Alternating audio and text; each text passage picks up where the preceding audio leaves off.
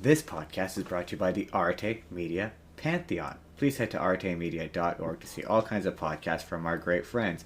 And if you'd like to start your own podcast, they can provide you with the tools and resources to do so there. So please head to artemedia.org. That's ARETE media.org.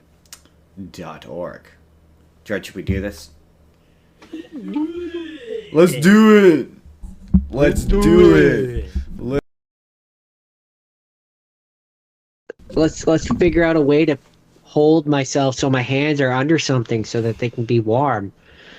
I mean, there we go. You could be like me, or you could be like you. You just put them in your pocket, Jordan.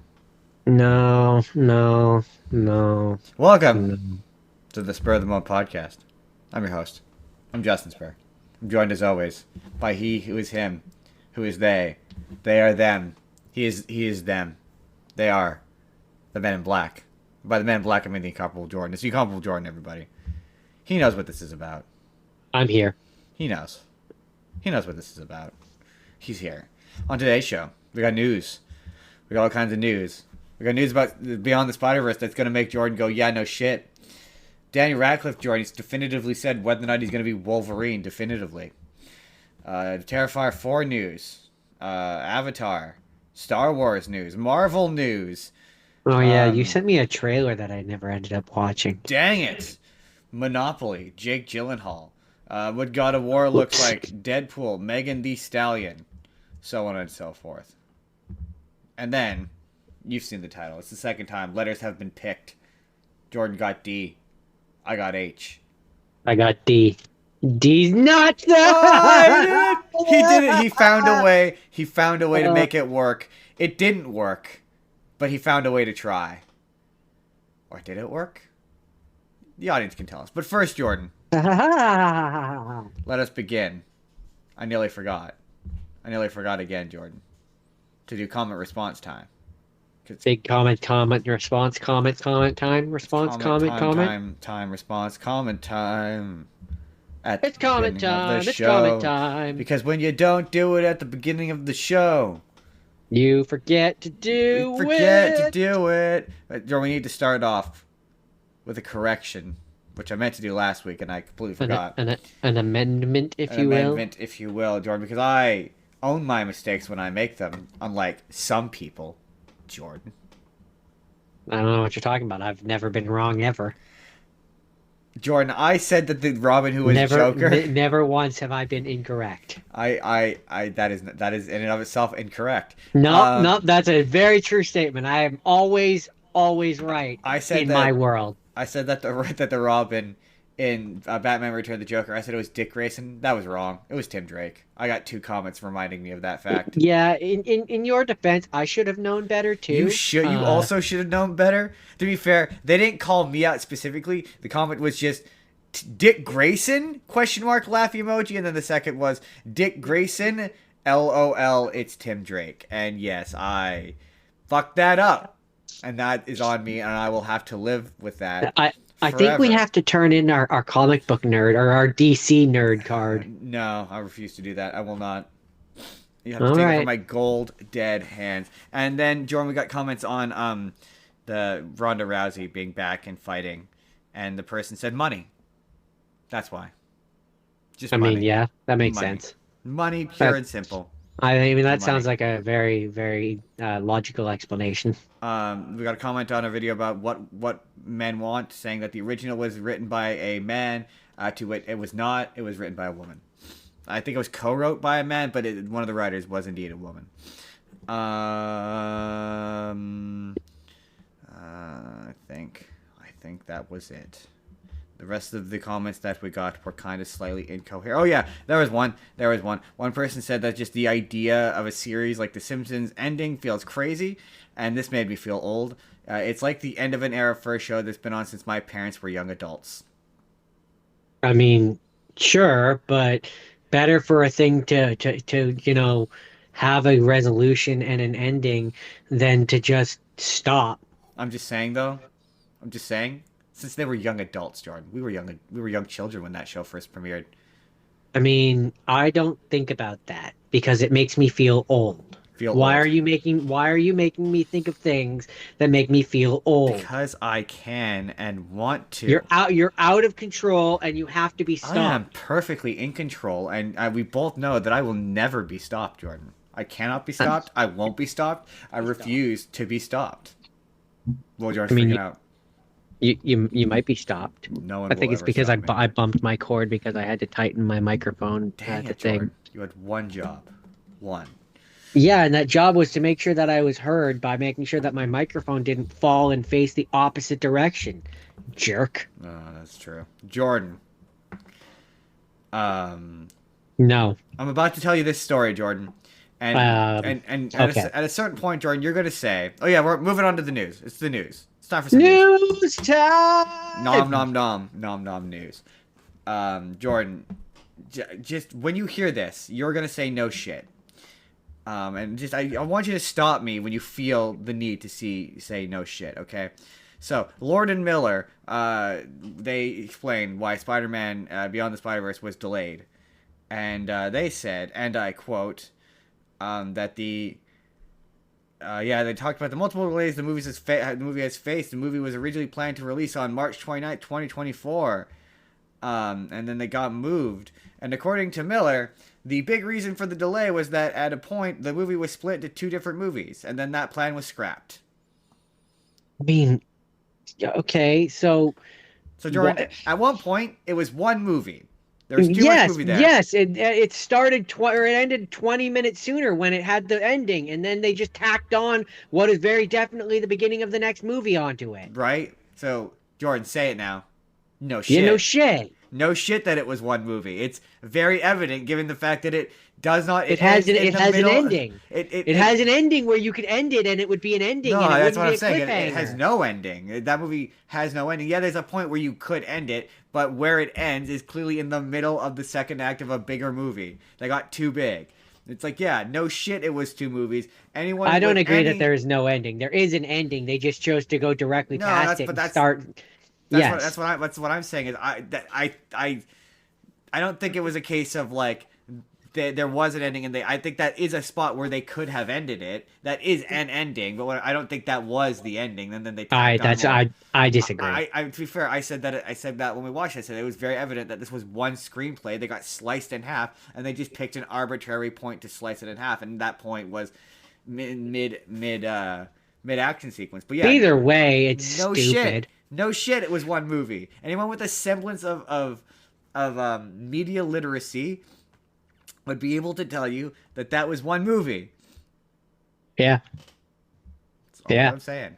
What I'm saying, Jordan. It was one movie. No One shit. script. It was one script that they split to two, and then clearly what happened was they looked at the script and went, shit, we have, and that's what they go on to say in this interview. They go on to say that we had the second half of a screenplay, and it was like, yeah, again, no shit. So that what that tells me is that it's gonna feel like a wonky, uneven movie. It tells me that it's going to make Beyond this or the second one worse.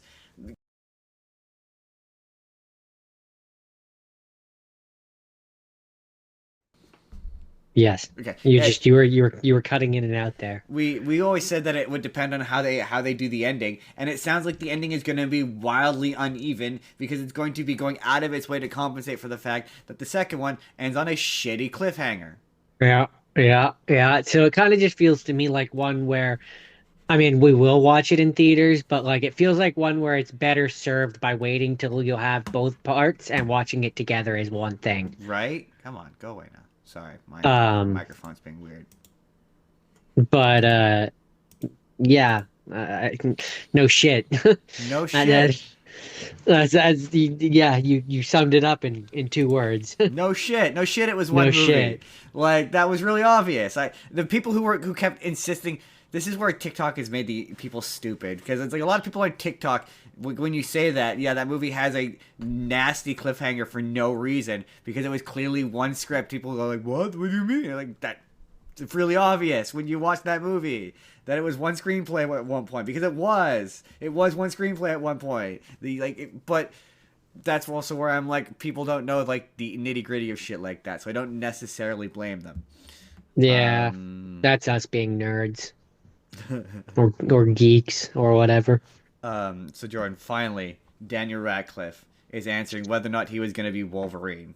Because there was a point where he was rumored, it was rumored he was going to be in Deadpool and Wolverine, and he was going to be, The Henry Cavill well, version he or was going to whatever. be a variant of Wolverine, yeah. Yeah. And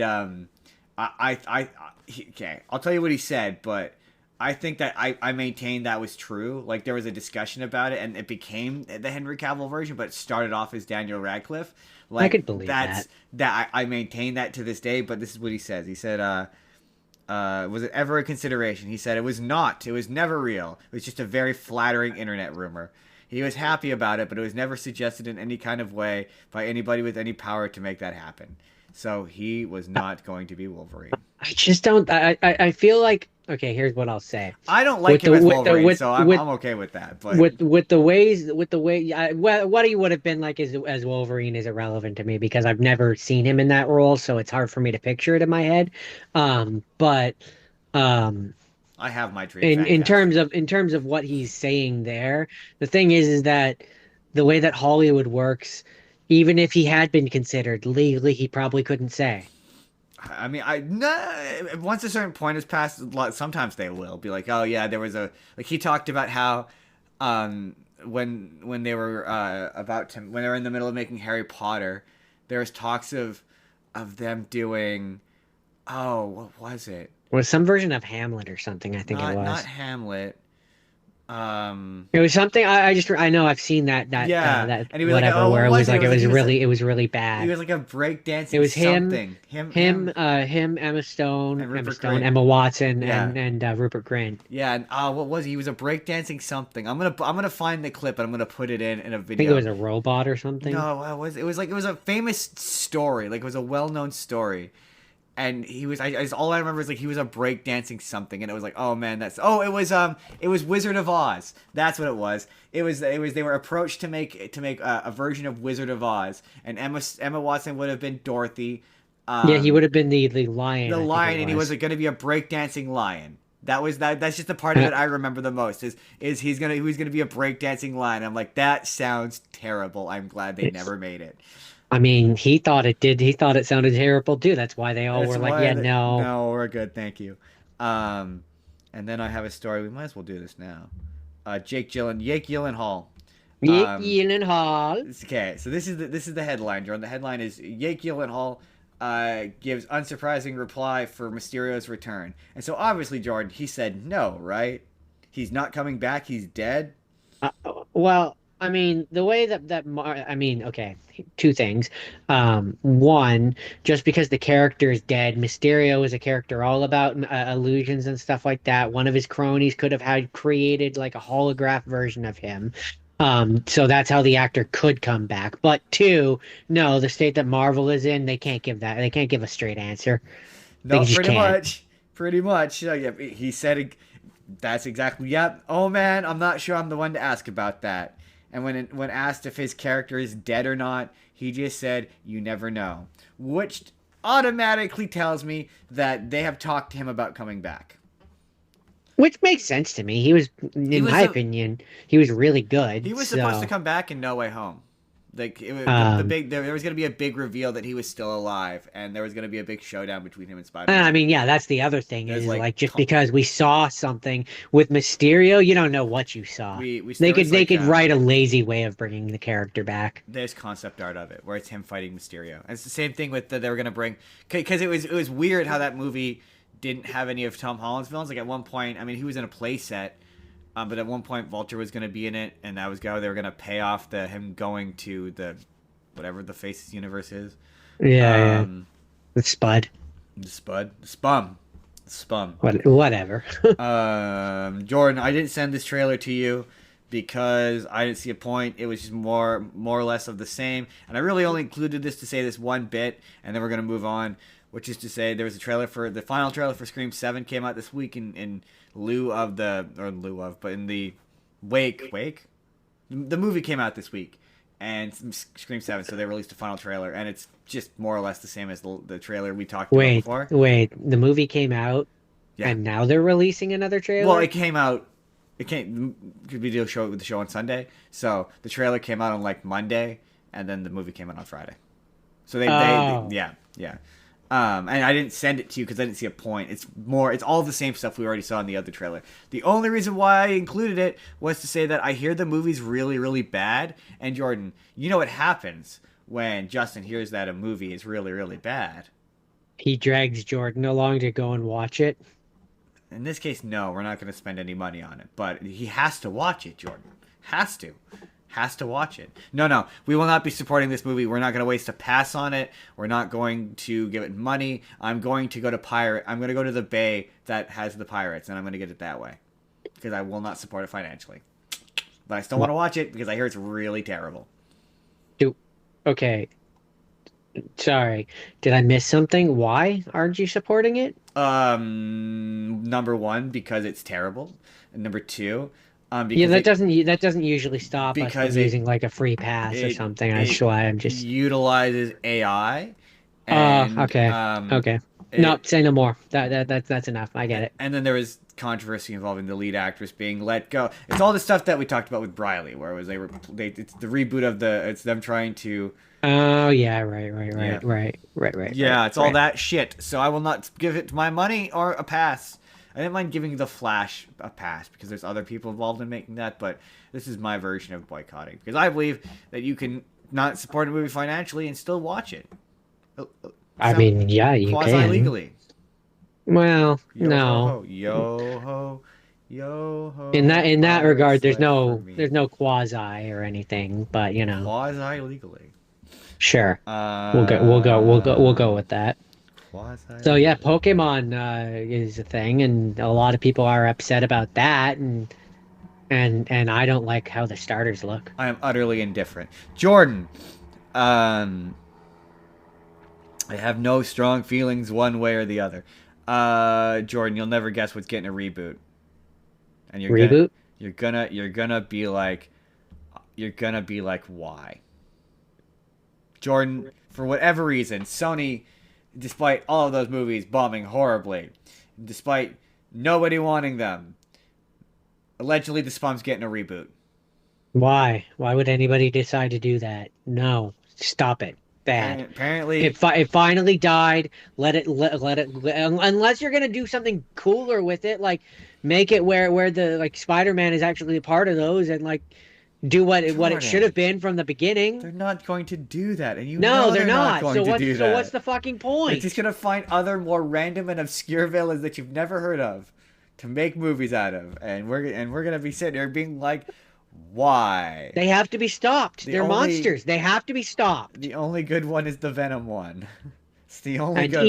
even then, It's tepid at best. that's debatable whether Um, it's good or I just like Tom Hardy.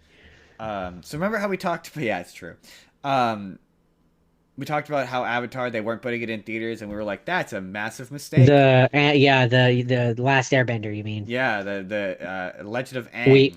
we have to there's multiple Oh, that's avatars, true. so Yeah, yeah. you have to. The Legend of Aang colon the Last Airbender. Well, apparently there's what's the word petition circling around the internet to get that movie put in theaters, which it Oh, should. Um, we should have the link to that petition in our description below, I'm going and to. we should go and sign that petition because that deserves to be in theaters. Yeah, this has no link to it. It just says it exists. The I know I'm saying we should find it and then link it. I will not put the Um effort into googling it.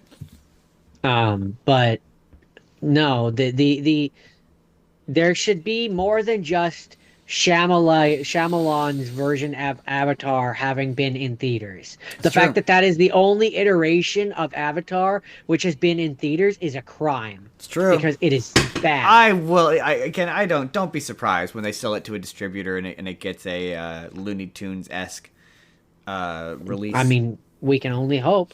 I assume it will. This is all a marketing ploy to. I guarantee you, like they'll find it. Well, who knows? It is Paramount. Paramount can be kind of dumb. Jordan. Jordan. Ba-da-ba-ba-ba. Jordan. How we still feeling about the Terrifier movies? I still have no desire to watch another one of them. No, no. I will. I'm gonna watch the fourth one. We're talking about it on Not the show. really. I must see. But allegedly, Jordan, allegedly, the fourth one is the last one. So you're saying you wouldn't do it one last time for content? Not in theaters. Interesting. I don't know. Here's the deal. Mostly because, and this has less to do with the movie, but the last time we went and watched one of those in theaters, it was such an unpleasant experience for reasons that had nothing to do I with the movie know. itself. So I want to, if I'm going to subject myself to watching the fourth one, I want to give the movie the best chance that it can get by not souring its experience with extraneous factors. I know. I'm of two opinions. Here's the thing, right? We did not give Terrifier 3 a very positive review the first time we watched it because of the extenuating circumstances that weren't the movie's fault. And I had a way better time watching that movie at home, not sober. So like, I just I could see a repeat situation of just being midway through that movie and being sober and it just being a miserable experience. No, I could there's see there's that the fact that when happening. it's on the big screen, you're forced to focus on just it. Whereas, like, if I'm at home, I can distract myself from the scenes that make me truly uncomfortable. I Yeah. can't do that. I can't do that in the I'm theaters. I'm like here's the deal. And this is only for Jordan. I would consider it if it was in Abbotsford. Last time we had to go to Langley and that also like that the having to drive home 30 minutes like if it was where I worked, I would probably pop in and would even just watch it on my own in theaters. But I would watch if it was in Abbotsford and we didn't have to drive. It would be a pretty hard fucking sell for Um, me to want to watch that in because theaters. especially if we watched it, we made the mistake of watching that thing. I think like opening weekend because I wanted to get in on the algorithm. But if we watched it on like a Saturday afternoon and we were the only ones in there, or like at best there were like one other people and it was like Abbotsford and there was nobody, that'd be different. But yeah, I am not driving to Langley again for it. More discerning. Yeah, yeah, exactly. I'm not driving anywhere for it this time. I'll wait a couple of weeks and I'll wait till it hits digital if I have to drive any farther than the 10 minutes to our local theater. That's the only way I will consider it and even then it will be me being like, "Ah, but this is so much more fun when I'm high at home." Yeah, it would be a hard sell. It would be a very hard Like these sell. movies are so much more fun when I'm not sober and I would have to be sober Like, for that. it just the last experience was just I I hesitate to use the word traumatizing, but like it was so unpleasant that it makes me resistant. But also, like, by the time it comes out, who knows? My perception of it may be different. I might be jonesing for some Terrifier because I'm certainly not watching it again next year. So, I might be like, yeah, it's been a couple years since I've watched the Terrifier movies. I'm jonesing for some ultra violence. I Why Yeah, I not? have no idea. I don't know when it comes out. So They don't have a release date yet. So, Jordan, I, Jordan, next story. Jordan, Star Wars, new Disney Plus show will change iconic villain in this way. I'm assuming that this is the Darth Maul show, but that's got to be talking about the Darth let's Maul just show. scroll on down. And, And survey yep, says, it's talking about the Darth Maul show. It says yeah, I knew it. guess, I guess this is revealing what the official synopsis is, which is set after the events of the Clone Wars. Maul plans to rebuild his criminal syndicate on a planet untouched by the Empire. There he crossed paths. Ah, there it is. There he crosses paths with a delusioned young Jedi Padawan who could be the apprentice he is seeking that will aid him in his relentless pursuit for revenge. How much you want to bet that Jedi Padawan is both a girl and pulls focus? Chances are solid. Chances are good that she will be the main character of that show and he will be a secondary character in She will his be his show. she will be his this version's show of Ezra. Yeah, yeah. It's like he is a secondary character on his own show. Jordan. Jordan. Justin. Jordan, Justin. Do you want to know when Wolverine comes out? Uh, I bet you do. March 2026. No, that's now. Uh, We are currently in March I know. 2026. That's why I was like, no, that's now. That's pretty quick. Um, uh, uh, September. Ah, you're close. Yeah, September 15th it comes out. Huh. I am pretty stoked for that game. That game looks fun. I'm not gonna lie. I don't do this for every game, but when that one goes up for pre-order, that will probably be a pre-order. Oh, fair. Fair, yeah, that's fair. Um, Huh. I pre-ordered Spider-Man 1. I'm pretty sure I pre-ordered Spider-Man 2. So it just feels fitting that I will probably pre-order this one as well and get some sort of special costume that you That only get would be from rad. because I mean, if this is being made by the same people that made Spider-Man, the Insomniac or Surely whatever, there's going to be multiple surely costumes. there's going to be multiple you're going to be able to wear the X-Men the what was it Evolution or whatever, where he's in the orange one. I mean, you're going to get the brown one. You're going to get the You're brown gonna one. get the Classic brown one. you're definitely gonna get the silver one. I mean, you're getting the animated series one for sure. I mean, you have to. They I have mean, that to. looks that Have to. it's you just yeah. You're gonna get Then there are lumberjack X-Men Wolverine Origins where he's just wearing a plaid shirt. You're gonna get that like version. I'm just saying it's Saying? just they're known for putting the Jordan, costumes in the Spider-Man one. do you think? So it Do just you makes think? sense that they would have ones comic costumes in this one as Jordan, well. are we getting tank top Wolverine? I think we are because I think he was in the trailer. I'm pretty sure he was in the trailer. I think he was at the I'm bar. pretty sure tank top Wolverine was in the trailer. I mean, we definitely got cowboy hat Wolverine, Yeah. which is odd because he's not from Alberta. I don't think. Pretty sure he's not from Alberta. I think he's from Montreal. I think he's from Quebec. I mean, Wolverine? yeah, pretty sure. Howlett. I'm pretty sure he's from Quebec. Howlett. Yeah, hold on. Let's see. I know he's not from Alberta. I'm like almost saying, I'm going to say that, and I'm going to sound like an idiot when you say he's from Alberta, but I'm pretty sure he's not from Alberta. He's Where Canadian, though. is Wolverine from in Canada? Ah, you're gonna feel like an ass. Is it absolutely Alberta? He's from northern Alberta, Of course he is. Yeah, yeah, yeah. according to Origin number 2. Yeah, yeah, of course. Of course. Yeah. Yeah, that makes sense. Specifically, his birthplace is Cold Lake, Alberta. I could have sworn it was like Quebec or something. But anyway, Jordan. So you know what's really funny? We talked about one of the movies that is based on this manga. But this headline is Jordan, beloved manga series getting live action movie from directors from Ghostbusters Afterlife director Ivan Reitman. And it's Astro Boy. They're gonna make a live action Astro Boy. And then I saw a bunch of people on the internet. I did see something about this, and I saw a bunch of people say like, "Well, that's just one of those things you can't make in live action." And I'm like, "But why?" He's kind of that age where you just hire like a 10-year-old kid and he's Astro Boy. It's like making. I mean, not even 10-year-old. I mean, if they're doing a live action version, they'll probably age him up. He'll be 13, 14, yeah, okay, you know. whatever. You get a 14-year-old or 13-year-old kid to play him 10.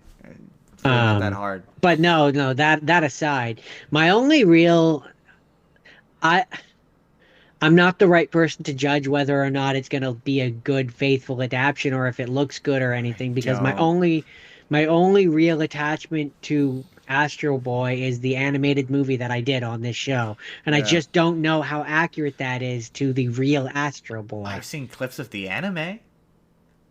That's it. Just random clips, and I've never actually watched an entire episode. So no, I don't know. We said that when we talked about that movie. I don't know anything about Astro Boy apart from what he looks No, like. And not really. I know that there's a lot of American cartoons that obviously take inspiration from him, like the Big Boy and Rusty. I'm not sure if anyone remembers that show, but that was very much inspired by Astro Boy. There's a lot of different ones that have been inspired by Astro Boy over the years. So like, I don't. Does he have a nemesis or like, you know what I mean? Does like, he yeah? And what makes people say that you can't adapt him into Or, live action? Because like Mega Man? the movie, Lot- the movie, yeah, Mega Man is the best example of what I think. Like they're two very similar.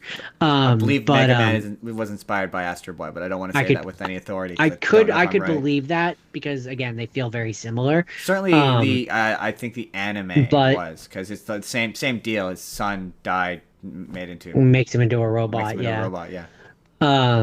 But like, yeah, I don't. My only basis is the animated movie, and like I feel like you could do that in live action. Yeah. I just don't know what about the character makes him ill suited for adaptation into live action. No, me neither. Sorry, I just want to check. I know you checked the time, but I'm paranoid now. And like Keep talking. I feel like you could do that in live action. And so I mean, I don't know. I'm not a begging. Okay, We're all that's good. very distracting. We're all good. We're all good. I don't know. I'm not a big enough Astro Boy fan to be upset by that, No, but neither am I. I'm not a big enough Astro Boy fan to To be like, be oh, that's really fun. to be That's excited gonna be about it? No, cool. me neither. Yeah. I'm like I'm just not enough of a fan to care one way or the I'm other. I'm not overwhelmed by it, but I'm not I'm underwhelmed just by it kind of either. I'm just Just kind kind of of I'm just whelmed. kind of whelmed. Why isn't anyone whelmed? I'm Um, whelmed. Very so whelmed by it. Jordan, Jordan, Yes. Yes. Jordan. So this is Yes. another. See, this website at times there are the art. Sometimes the headlines are funnier than the articles, where you're like, "What is this going to be?" Because they're always weirdly vague. I guess to be attention grabbing. I guess is the idea. I mean, it works. So Jordan, this is the headline. So this back half has become a lot of Jordan. This is the headline. Guess what this means based on what the headline is. So Monopoly Netflix TV show based on hit board game gets first details. Now, Jordan, before you interject with your thoughts on this, I just want to ask a couple of qualifying questions. So, question number one: do you think this is a narrative-based show, just based on that headline alone? This is not me Can being. you This is say, a can you genuine question. can I you have say the no head clue. can you say the headline again? Sure, and before I do, I'm not being smug or facetious. I have not read this. I have no idea what this is. We're guessing together because I think it's funny. So, Monopoly Netflix TV show based on hit board game gets first details. Now, do you think it's a narrative based show where, say, the Monopoly Man is a character? Or do you think, which is what I think, that this is a really lazy, reality based reality based competition television show? Well, yes, that would be my first guess Right? because It's a shitty they reality they television show, right? they've been known to do things like that, like with Beefmaster and like Exactly. different stuff like that. So yes, my first instinct is that. Now that being said, I'm trying to imagine how you could do a narrative version of it, and I just don't. I mean, every version of it, we've talked about it before, every version of a Monopoly movie just becomes Jumanji to me. I Yeah, like like the I one where it's, just. they get sucked into Monopoly World, and all the Monopoly characters are all people from the real world, and it's double And roles. like there's That's the version I like. boardwalk I and know stuff like it's that. lame as hell, but I don't care. I think that's awesome. But My other favorite no, version of it I that was it was compared as being like Blade Runner. Having now seen Blade Runner, I would like to see how a Monopoly is it like the Monopoly man ruins a Blade Runner esque city with like an iron capitalistic fist, like where he just controls all of the real estate because he is the Monopoly man. Where they're trying to make a state. Anyway, let's find see. out. Hold on before you do. The way that I would see an actual narrative show going, in my head. But that's not what this is. This is definitely just going to be like It's a reality a show, style. game Yeah. show. But if I was doing if I was doing a version of a narrative thing, what I would do is essentially have it be where um it's about like this family or something which is hired by this like eccentric rich guy to play the game of Monopoly, and like they're playing, like they are going into a big thing that he has created and playing the game of And Monopoly. he dresses like the Monopoly. Let's And find out here. they all dress like as the characters. He has built a big set which has boardwalk, which is like, and it's like this gigantic thing. And I don't know how it would work exactly, but that's how I would do it. But no, it's definitely that's not what this is. This is just going to be a whatchamacallit, a kind of game show. Okay. Okay. Unless I'm very wrong. Okay. So, well, yeah, no, we're right. It's an unscripted show, so it sounds like Yeah, okay, it yeah. sounds like it's just a game show. They don't really know. They don't really have any information yet. It just says that it's based on the hit game show The Traders, which I know nothing about.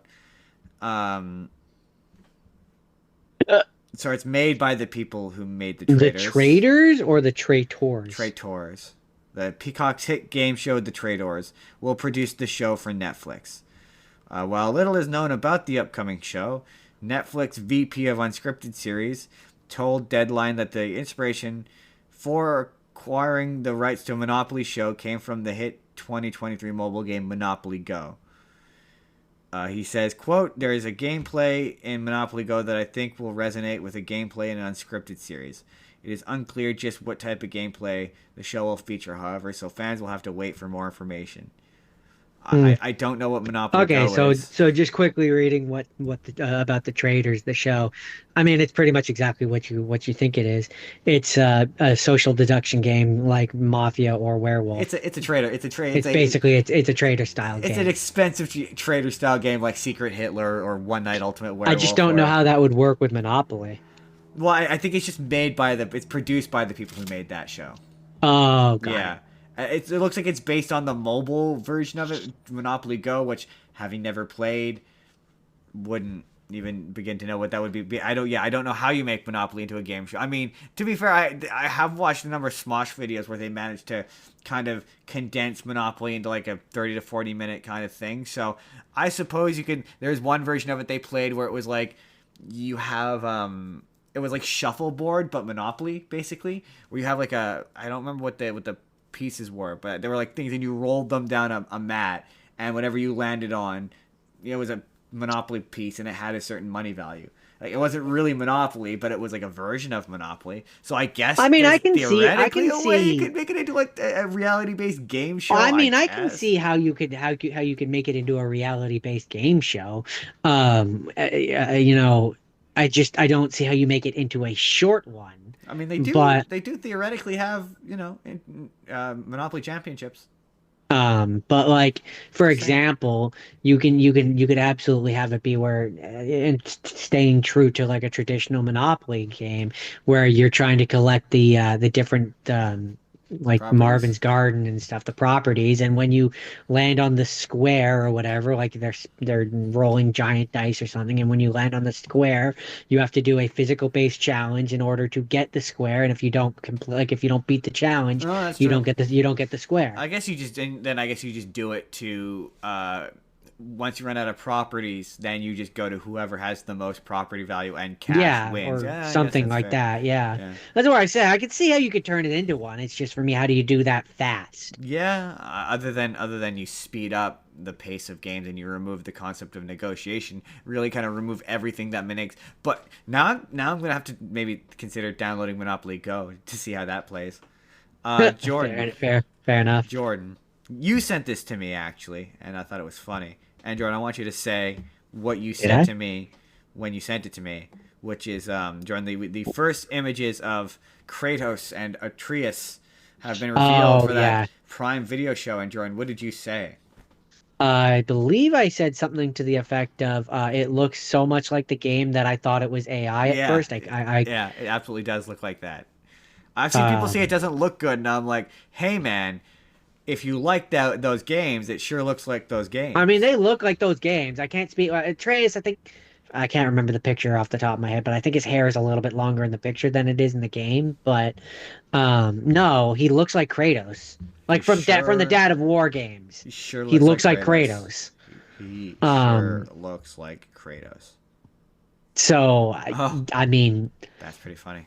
We're yeah, writing that it down. just was kind of. I just wasn't sure when I first saw that. I was like, I didn't know if it was like actually real or if it was AI, Who is she playing? which is bad. That's bad. Oh, interesting.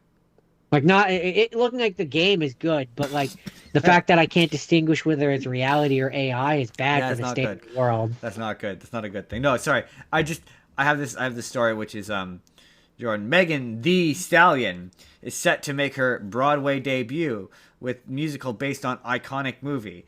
And I immediately went I mean I unfortunately know who Megan the Stallion is, but like She was what in she was in She-Hulk, wasn't she she? twerked with She-Hulk, yes. Yeah.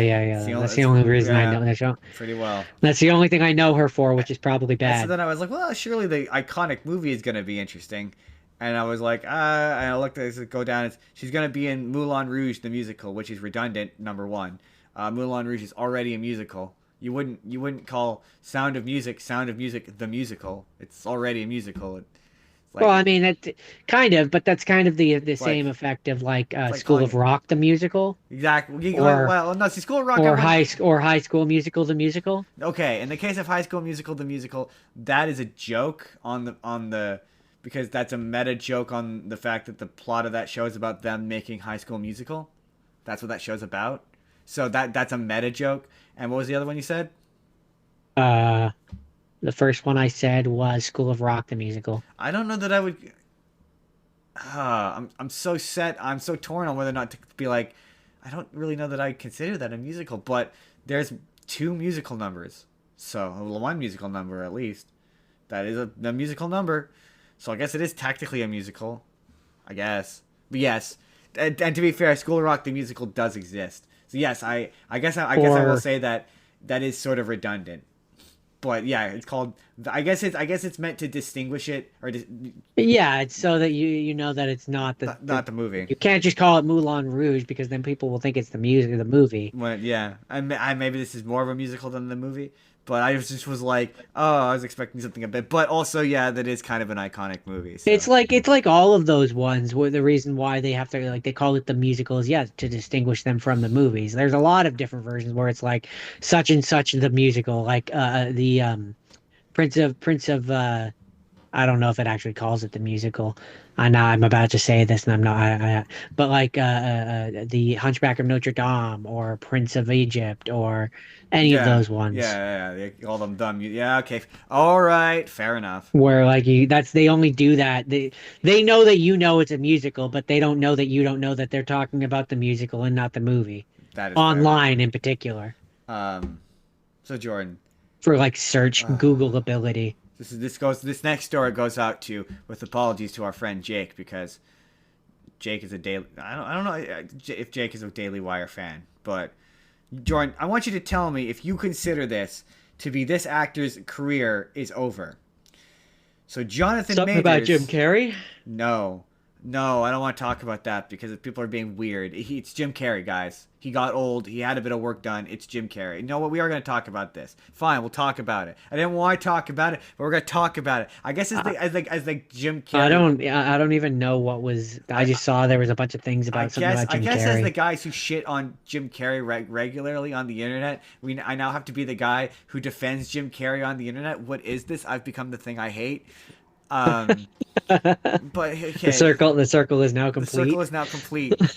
But very basically, he was receiving some sort of award Award or in something. France, and he showed up and was like super subdued, and he did a lot of admittedly odd things for Jim Carrey, like he didn't have the correct eye color and like his face looked slightly off, but he still looked like Jim Carrey. But he looked like Jim Carrey who got old and had a bit of work done. Like he still is. Like, I don't like talk about this because it's engaging and entertaining with the conspiracy. But there's a lot of people like, oh, it's not Jim Carrey, it's his body double, or he got cloned, or and it's like, no, man, he just got old and had work done. Like, Well, I mean, to be fair, people have been doing that sort of rumor mongering for years. Do you not remember Avril Lavigne? yeah, oh yeah, yeah. I know there was a video of a conspiracy show I watched I that think actually did an episode on it. But it's there's like others, but there's like yeah, there's no, people it's always like been a thing. there's this clip of him being like I don't okay because I'm gonna because do it I'm gonna because do the reason why this is always a thing is because people don't like confronting their own mortality and seeing the celebrities that they love slowly getting older or yeah changing or being or in the different case of makes Avril you look at Lavigne yourself in the mirror and go like, man, I'm not the same person I was 20 years right ago in the either. case of And I don't Avril like that. in the case of Avril Lavigne she got Lyme disease and changed people change physically as they get older Yeah, it it's a happened thing.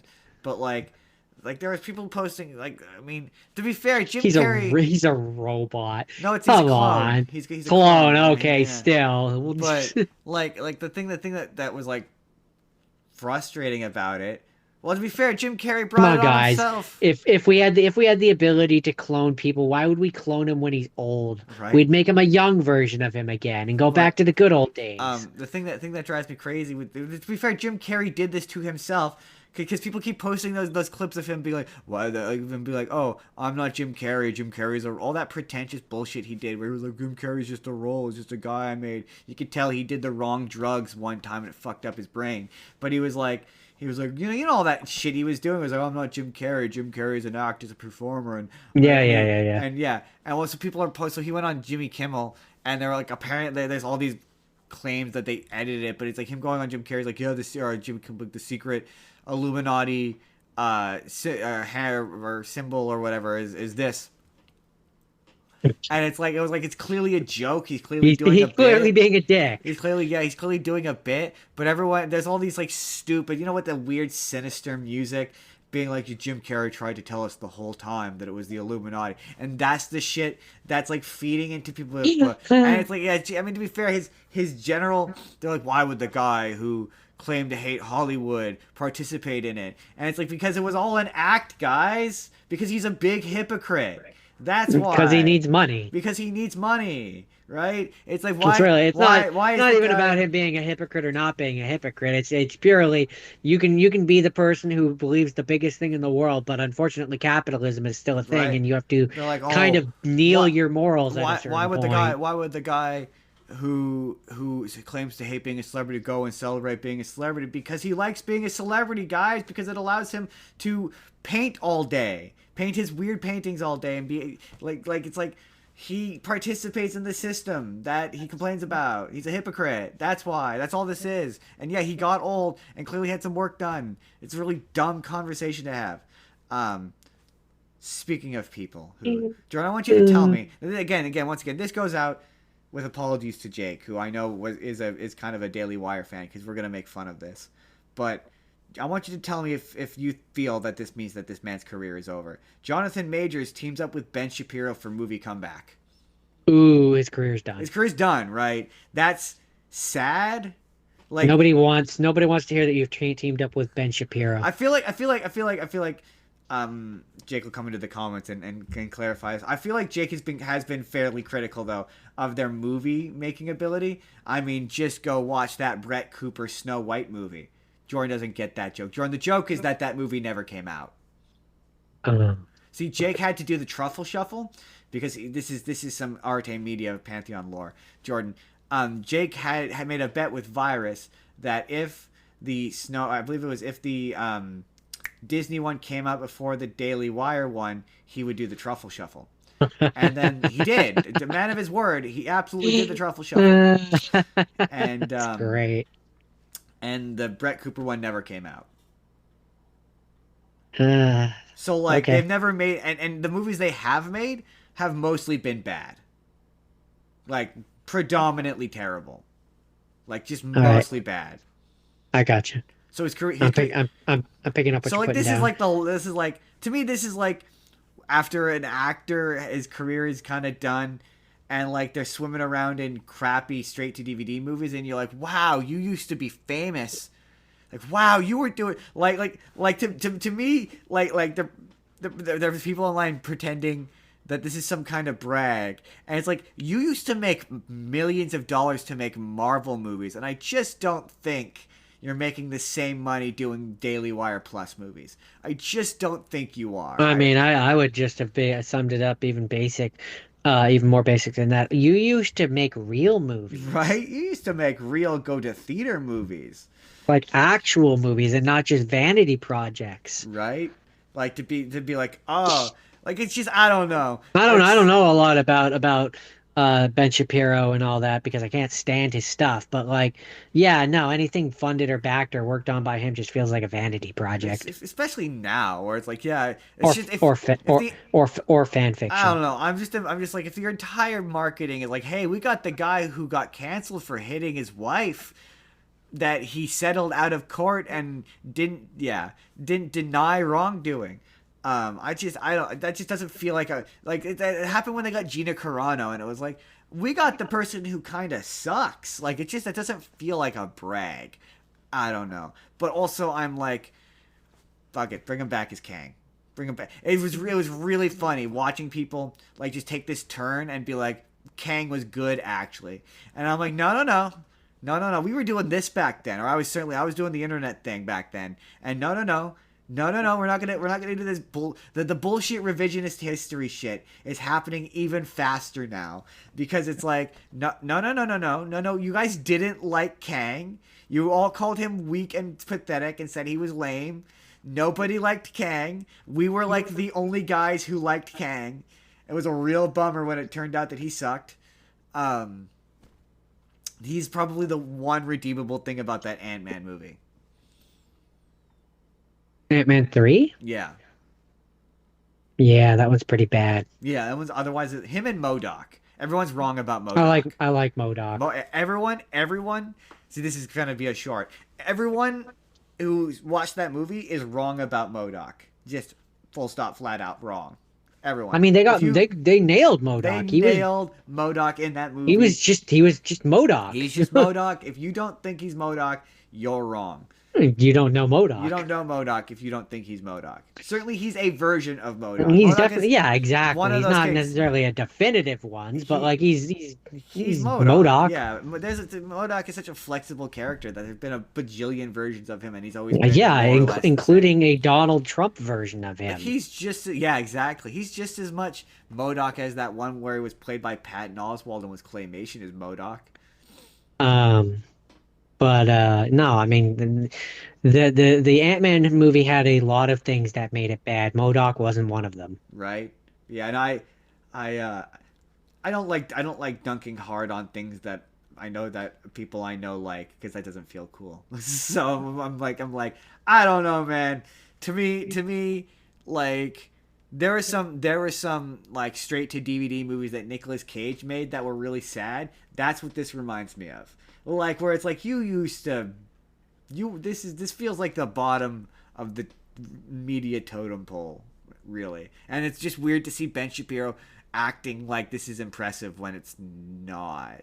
It's very strange. They are very Well, I strange mean, for people. Ben Shapiro, it's impressive because he got a real actor. Yeah, But I guess I don't. I just I don't know. I don't know because it's just to me it's he's kind of impressive. It's impressive when the lame person does a thing.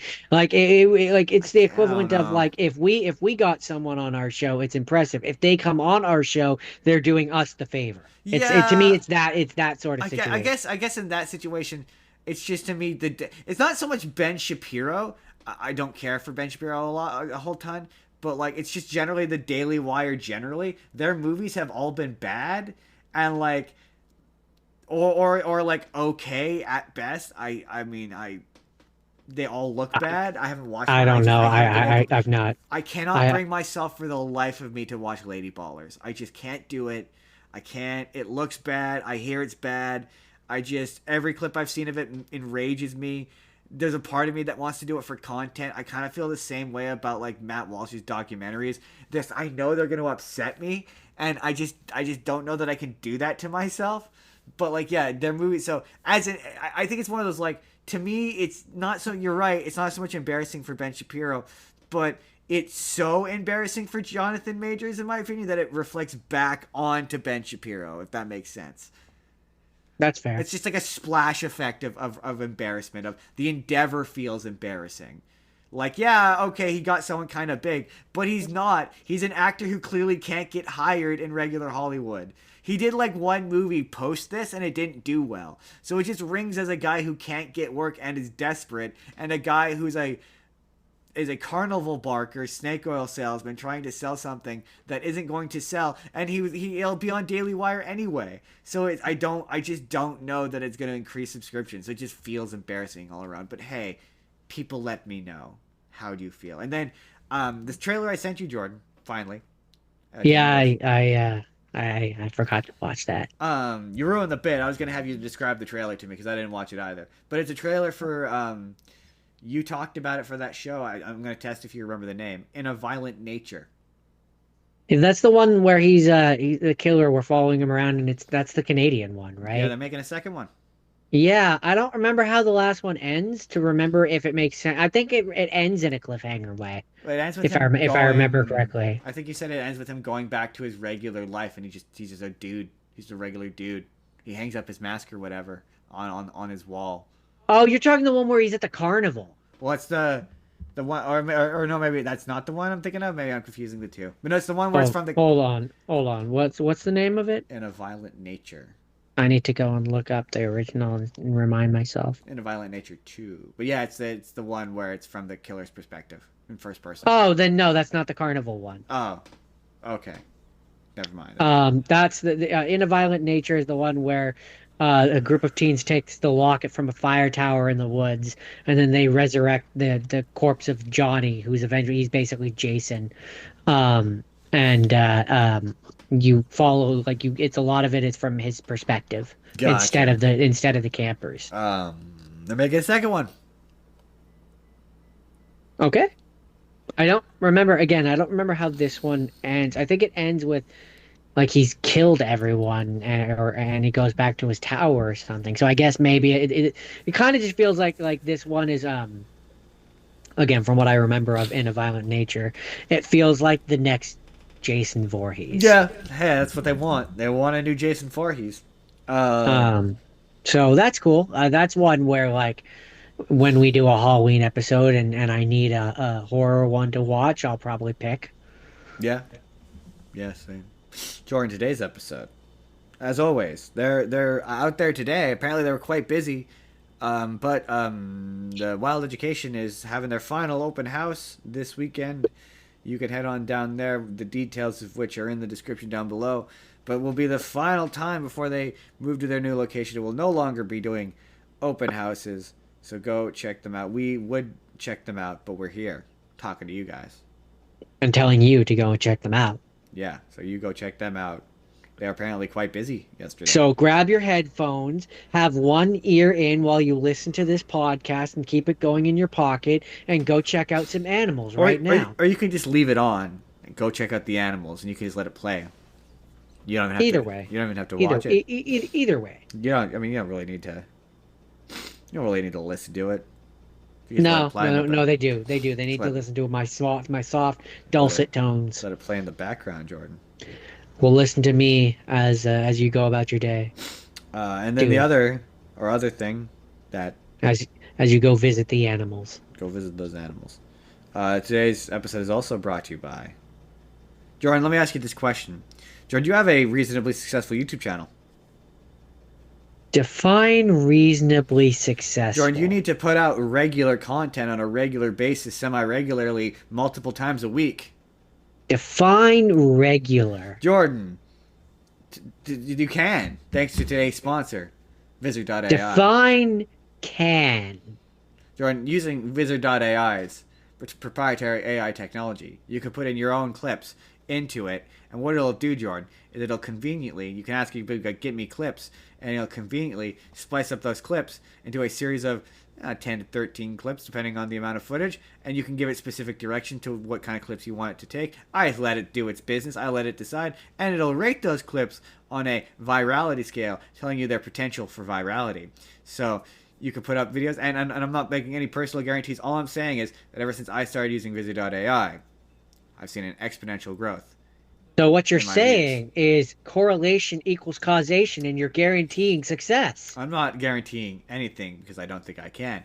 But what I am saying is if you are a content creator, short form content is an absolute must. It is a absolute must in a healthy channel's diet. And Vizard.ai will absolutely help you expedite that. It has allowed me to increase my content output exponentially. So, if you click the link in the description below, it's going to take you to them. You can sign up. You can also use it for free if you want. You can use it for free, but you can sign up, and that tells them that we sent you. And I use it. It's helped my channel a ton. Vizard.ai if you need to help content. They have all sorts of tools. It's very user friendly. Check them out. So what you're saying is if they use our link in the description below, it'll help us help them help themselves to help us help them. Exactly. Exactly. So Jordan, today, second half of the show, Jordan. This See, is brought to you by the letters D and well, you see, Jordan, last week, D hold, I and gotta go into the intro. Go to the intro. you've ruined my joke. H. Thank you. D and H. Anyway, last week. Last week. So last week it was determined that we were going to pick a letter, and to make it more fun, more spicy, more interesting, more exciting, Jordan, what we did was we put it into a roulette, and we let that roulette decide on the letter for us. No choice involved. No Yeah, choice, there would. I didn't pick D. but the roulette D. wheel, D picked me. but the roulette wheel, Jordan, it chose for you. It chose D, and it chose H for me. So all of these movies begin with the letter D. Is nuts. And It's it's H. ac it's a it's accurate. And H. D, D, D, and H. Jordan, what is your first D thing? Well, um, my first D thing. So, as you know, I watched in the past the Mighty Ducks on here. And Is it time for second so Mighty Ducks? yeah, and conveniently it's called D2 colon the Mighty Ducks, thus allowing me to pick it for this.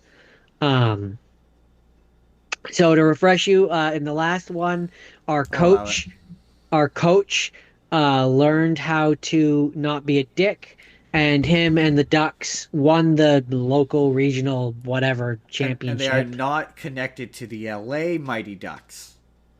No, no, they're not. They're not. Um, and then at the end of the last one, our coach went off to try and be mm, a hockey player again, and I think he was going to go and join like a junior team or something. And was on the path to being pro.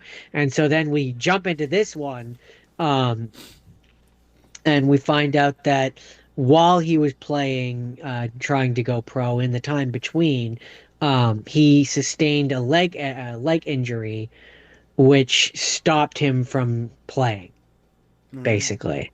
mm. And so then he comes back to the town or whatever, and he's with the shop owner that he knew from the last one, and he's working for him, sharpening skates and stuff like that. Um, and the promotional guy or something for the U.S. Junior Olympic team, which is definitely a real thing. I think so. I don't know if it's a real thing, but yeah, he's um minor league, National Hockey League is what he was going to be in. And then it's the Junior Goodwill Games. That's what it's called. Um, and which I guess this team, and this is maybe going to make me sound old. I don't know what the nice way of saying this is, but this was something that threw me off in the first one, and it still throws me off in this one, is that it's not, it's a co-ed team. So there's both girls and boys on the team. And Yes. I'm like, an Olympic level thing, I just don't feel like that would be the case. I don't know. I feel like there would be two distinct Wow, boys league and girls league. how anti-progressive of you, Jordan, to suggest such a I, thing. I'm not saying that's what it should be. I'm just saying in terms of a movie making Hey, thing, like, Jordan, this is the '90s. The '90s was woke as shit. it, but that's my, but no, It was but so woke back in the '90s. What are you talking about, Jordan? okay, anyways, we're gonna just move past that and accept that that's a thing. Um, I have no idea. At that level, I even don't. I though don't know enough about junior hockey to know it's anything just about for how their me, leagues are structured. it's not Pee Wee League anymore, right? Like it's an actual leagued, professional, national, like worldwide thing. I don't know. Maybe the It World just, Juniors are co-ed. I I don't. don't, yeah, I I don't know if don't it is or know. not. I don't know. I will It not just speak with any feels, authority to be like, it just feels strange to me that it wouldn't be. Jordan, they don't want this movie to be a sausage fest, okay? Um, Okay? Do you that's a understand? weird thing to say about children. Anyway, Well, they don't want it to be all um, boy. They need some girls in there. I guess, but it's a sports movie, so no. If this was a real sports team, Gotta get any some. sports team I've ever known in my life has never been co-ed. Gotta involve the girls in there somehow, Jordan. Anyways, we're gonna move past that. So yeah, We basically, tried. It didn't work. producer or whatever the I don't know what the term is, not manager, but I think he works for a company. Anyways, wants to fund our coach so that he can basically make the Olympic team for the juniors and be the coach for them. And they're going to pay for like it all, and they're paying for sponsorships and all that. Um, and so that comes to my main real problem with this movie, and that's that our coach has to be taught the same fucking lesson for a second time. Um, How many times do we have to teach you this lesson, old man? So like he comes to LA where they're doing the thing, the games or whatever, and he's brought the kids, a bunch of the kids from the first one, which I think actor wise, I think they are the same actors. I know the coach is, but I'm pretty sure most of the kids came back for this. Um, and then there's some new kids that come in as well. But um, where was I going with this? I don't know, Oh man. yeah, the coach becomes like too obsessed with winning and the money and the sponsorship, and he's going and like being a person he's not. He's getting away from the lessons that he learned of the last one, that you have to be like a family kind of guy who's like Family a good picture. person and like actually cares about the kids, and it's about the fun. And so like also, there's this whole rivalry with the Swedish team, The which I have Swedish to team? say, which I think they're Swedish. Norway, it might have been Swedish? it might have been Norway, which is Swedish. I feel like that's Swedish. I don't I know. don't know. Um, but there's this whole rivalry with their team where like they're aggressive and like out to win at any cost kind of team, and um, so yeah, it's just we have to go through the same kind of beats of the coach has to relearn the same lessons that he learned in the Jordan, first are you one, suggesting the second movie is just the first one again? mostly, except the stakes are a I'm little higher because I'm not they're suggesting it. Olympic, I'm outright stating because it. except the stakes are a little higher because it's an Olympic thing, an Olympic level thing instead of a Pee-wee thing.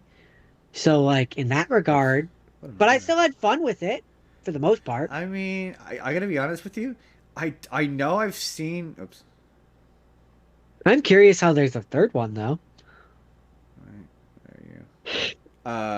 There's a third one. There's a third one.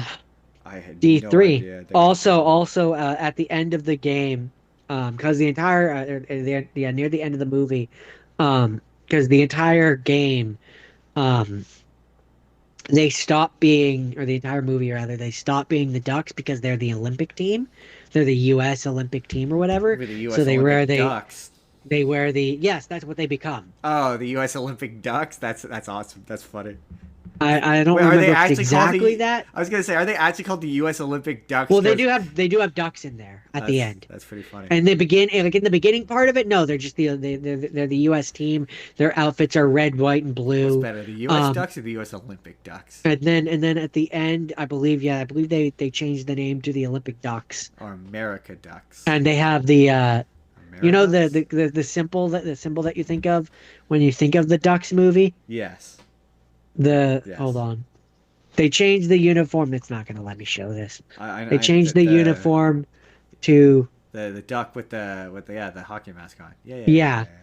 They change it. They changed the uniform to that at like the end of the movie. Did we figure out or learn, and we talked about the last one, if the NHL team is named after the movie, or if the movie's named after the NHL team? I'm pretty sure we discovered that the it was I can't based off remember. of the. Hold on, I'm gonna go back to the original one and see if I can. While I do look that up, because I have nothing more to say about it. It was fun, but while I go back and try to figure that out, you can start talking about your thing. So yeah, so my next one. So yeah, we kind of made the rule that no starting with the if you can help it, and then I did it accidentally.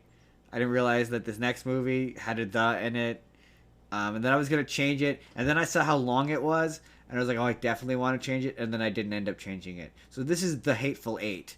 I thought it was Hateful Eight, but it is the Hateful Eight. And yeah, I was gonna replace this because it was like over 3 hours long, and then it was too late at that point, so I kept it. But this is Quentin Tarantino's eighth movie.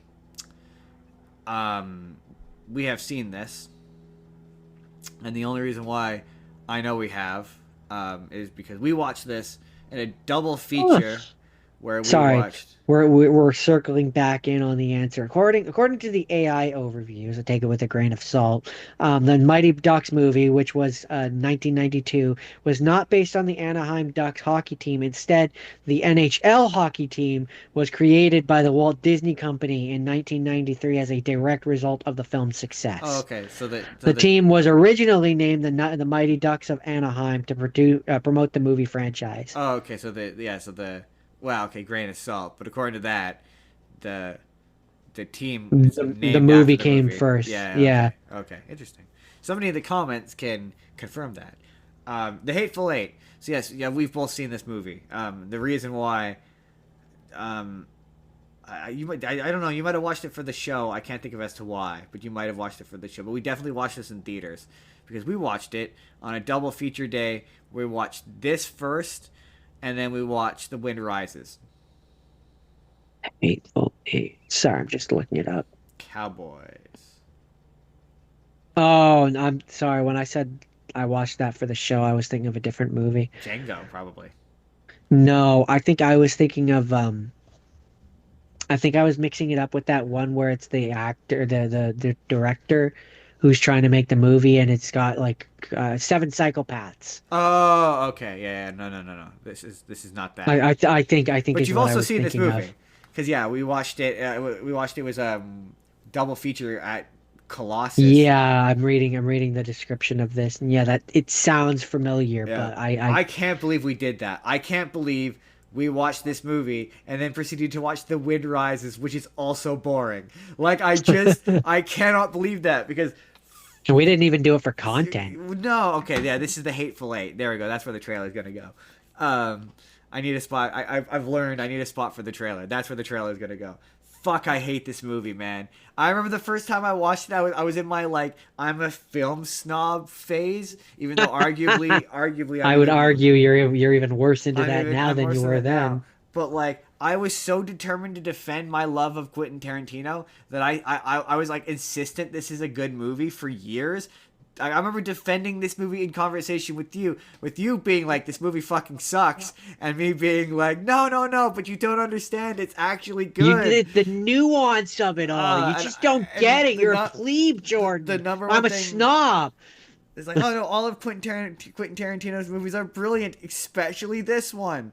And I remember you said that this movie would be so much better if it was a stage play. Like the fact that it's a movie is That sounds surprisingly nuanced for well, me. because the first 30, and I'll never forget it. I remember Especially back then. the first 30 minutes of it are them in like a wagon. At first, they introduce it's Kurt Russell and Samuel Jackson. Kurt Russell has a captive, and then eventually Walton Goggins gets added to the mix. And it's 30 minutes, and I remember like 15 minutes into it, getting up to go to the bathroom, and then coming back, and they were still on a fucking wagon, and you were like, yeah, if this was two actors on stage, this would be brilliant. But because it's a movie and you kind of want them to do something, it's so boring. It's Yeah, I mean, it's boring. the It's same. agonizingly boring. It's monologue. Like there's so many monologues where Samuel Jackson just reiterates the point 3 or 4 times, where he just says this is like, yes, you just said that. You just said that. Sorry, you were gonna say something. I was gonna say for me it's the same as like I can't remember the name of the movie, but the one where it's Ryan Reynolds in a box where it's like Yeah, yeah, Barry. Yeah, because nothing happens on screen visually, it makes it a very boring and tiresome movie for me. yeah, yeah. It's not really. For for for me, audience, okay, I know you all love that movie, Do they? but I don't know. For years, I remember you and I hating it and everybody getting up in arms about it. Well, I've got a few people on my at the time who got I would I guess describe as up in arms, but there's a lot of people who hated that movie though. I like it now, but like this movie, it's just like yeah, it's like so Still, many. I still maintain that movie. Sorry, this is off point, but I still maintain that movie would be a better book on tape or book than a Yeah, movie. yeah. But yeah, this one, it's like, yeah, this. It's just a lot of like, yeah, if this were on stage and there were like 3 or 4 actors on stage and there were loose set dressings, like, yeah, this would be probably more engaging. Because there's just so much of like actors acting and just saying really, and I get that it's Tarantino and Tarantino is about dialogue, and I looked into it. I'm like, whoever edited this movie is a hack because scenes go on for a fucking eternity. So I was like, oh, surely Tarantino edited this movie himself. Wow, that was aggressive. Because it's terrible. So many of these scenes go on for a fucking eternity. Where it's like, bro, learn to cut stuff. Like cut, and I'm like, is it because he's Tarantino and you're too chicken shit to be like, hey, Quentin, man, maybe you could cut this scene by like 5 minutes so it doesn't go. This movie could be 30 minutes shorter and you would lose nothing. You could still include like there's good shit in it. I mean, a great deal of it is just Kurt Russell punching a woman in the face for some reason.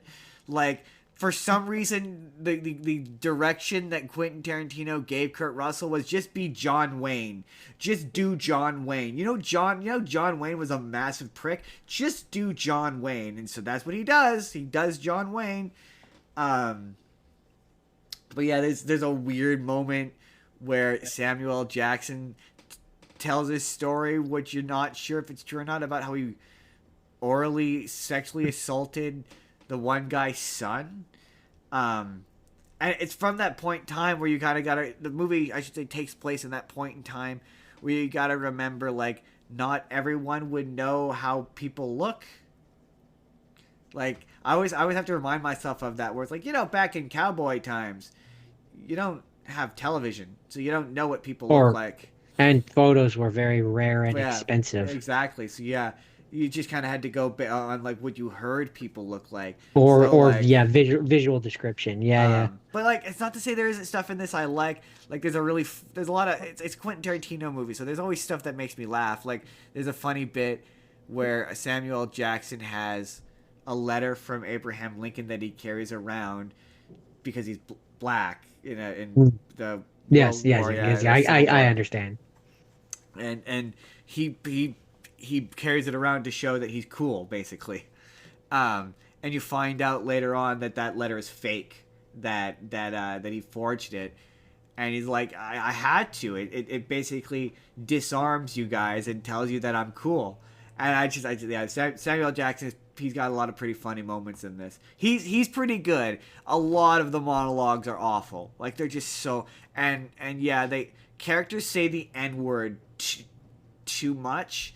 Like, it's I just, mean, sure, but that's Tarantino. yeah, I know. It's just a weird quirk he It's has kind of that just he what he's needs to. known for. I think he just really likes saying He the likes word. having an excuse to say the N word, like in any context. Like, I just really want characters to say the N word, please. Can they just please say? But man, it's too long. Why do they have a word that I can't say? I'm gonna Right, find excuses to say it. right. I'm gonna give all of my white characters an excuse to say it just repeatedly. Also, randomly. Also, the movie thinks you're stupid. Like, there's scenes randomly where there's just, despite for the hour and a half leading up to it, there not being a narrator, there's now a narrator. So like, there's a bit, like, there's this like fucking, I don't know, it's like, other than describe it, like Clue-esque bit later on where the whole plot of this is basically that Kurt Russell is he's the hangman, and anyone he takes in gets hanged, whereas every other person takes the people in dead or alive. No, no, hung. Hung, yeah. And so he's taking this woman in to get hung. No, I think it's technically hanged, but anyway, they take he's taking her in Depends. If it's the present case, then it's hanged. If it's the past case, then it would be because hung. they say you're to be hanged by you're to be Yeah. hanged Okay. till Okay. death. Okay. Yeah. Hanged would be present. So yes, Yeah. that makes sense. Um, but anyway, so they wind up at Hung comes into effect where then you say she was hung until death. yeah, I think so, yeah. But anyway, they wind up at this haberdashery, and the whole movie takes place there. Whole thing That's a takes place in this way. It's a single that location movie. that's a funny word. Haberdashery. Haberdashery, and you find out later on in the movie there's this extended flashback sequence. There's where it shows that, um, what's his name? Oh my God, Mm. Channing Tatum. Channing Tatum is there, and he's the brother of the woman that Kurt Russell has, and he shoots Kurt Russell. Kurt Russell winds up dead because the coffee gets poisoned, and Samuel Jackson gets shot in the dick, and then it cuts, and then the narrator cuts. And the thing about Quentin Tarantino movies is they're all told by chapter. And so it cuts, and then the next chapter is, and there's a narrator that's like, oh, well, all this was happening. Little Daisy May was watching. She saw someone poison the coffee, and there's now a narrator who just explains everything to you and spoon feeds you what's happening instead of just letting you see that she saw that someone poisoned the coffee and having a bit of nuance. Or Quentin Tarantino has himself, because it's Quentin Tarantino doing the narrating, narrate it in like it's like he's like doing it. If you've ever seen a table read, like you've seen clips of a table read, right? Yeah. It's like he's doing a table read and he's doing the stage direction. So the narrator is not written in organically, it's shoved in, and it's just spoon feeding you what is happening without an ounce of nuance. And it's awful. It sucks. I was like, I mean, surely I this don't is really, his worst movie, right? I don't really remember. And here, let's just put it this way: I don't really remember anything about that movie. Fuck, Um, it's so but boring. It's but I long and it's just, boring.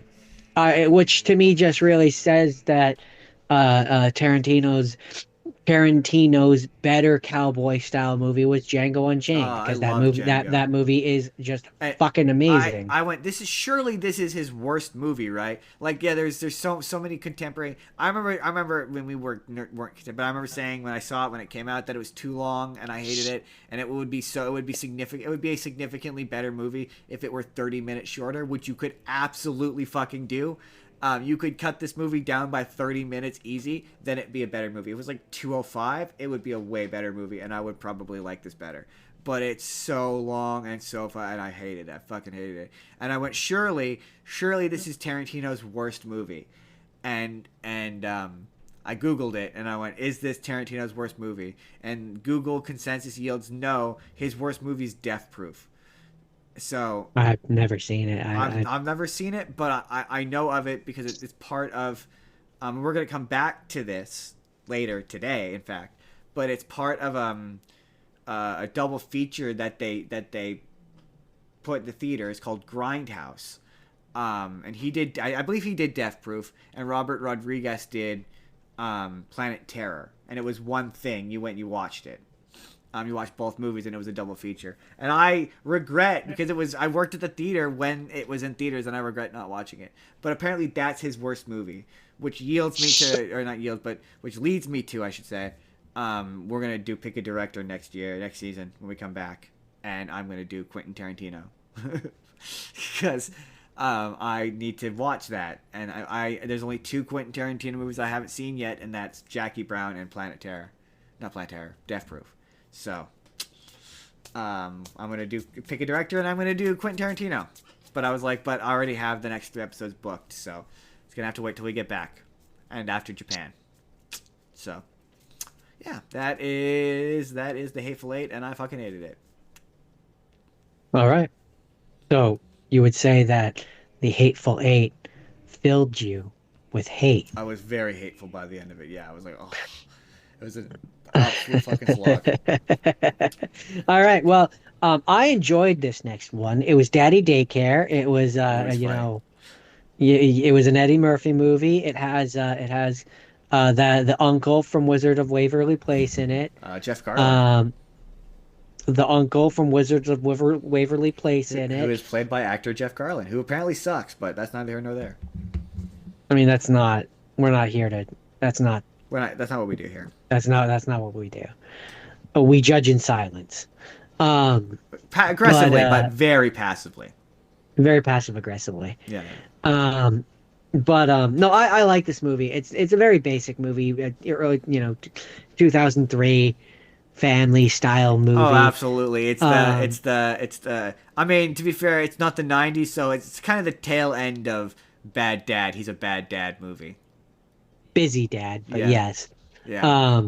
Um, but so yeah, those who for some reason don't know, I remember uh, dying laughing watching this. I cannot remember why, but I just remember there's a scene in this that I laughed hard. And I was an adult the first time I watched this movie, and I remember laughing hard. I don't know if I've seen this before this. I don't remember why I watched it. I just There's know I've certain seen it. parts which I was like, I think I have, but I wasn't confident enough.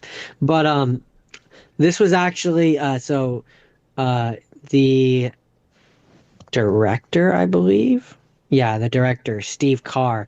This was the second time, second collaboration that Eddie Murphy and Carr did Yeah, together. I No, definitely their first outing was Doctor Dolittle too. that makes sense. Yeah, I definitely didn't Um, want because I remember when this came out because I remember just one of those movies. I remember the trailers for it. Like just I remember seeing I the remember the trailers a trailers, and so thousand that's where times. I'm like, yeah, that's where I'm like, I don't know if I remember the stuff that I'm like remembering because of the movie or Or because just the it was in sheer amount trailers. of times I saw it on VHS tapes and trailers or DVDs and trailers. Yeah, I like Um, I I.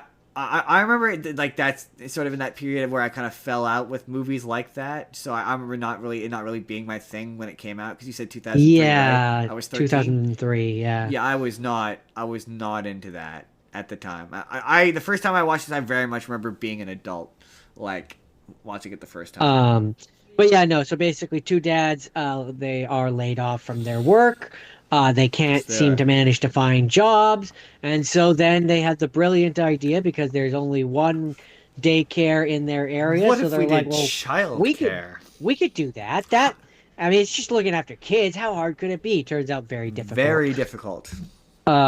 You have to Turns have the out, patience of a saint. turns out when you're wildly Uh, underqualified to do a thing, it's difficult to do a it's thing, difficult to do it. and Um, hijinks ensue. And yeah, I mean, yeah, it's your typical early 2000s I remember family those style hijinks being funny.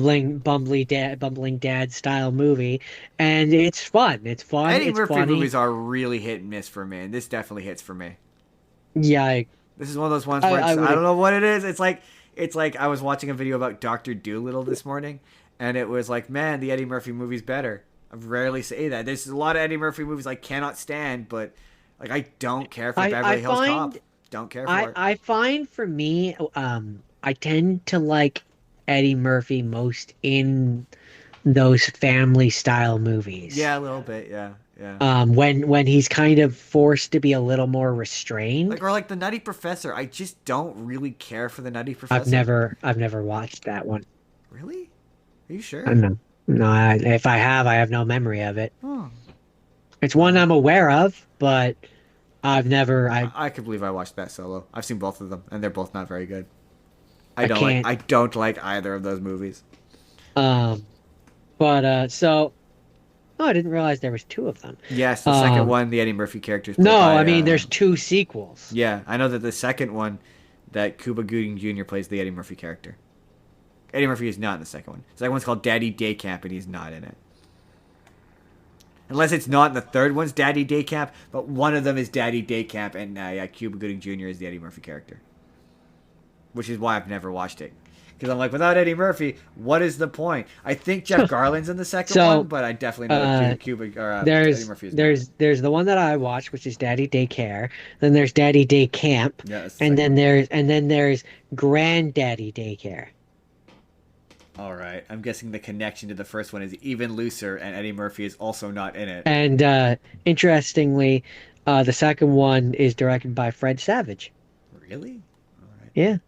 So be prepared to watch the second Uh, one day, and inevitably the third one. This is one of those ones where I'm like, gotta watch the third one. Granddaddy See, it's Daycare. it's funny because That only I works could if you get Eddie see Murphy, otherwise it doesn't work. Granddaddy Daycare to me. You have to have him come back, and he has to be the Yeah, granddad. he has to be the granddad. Yeah, exactly.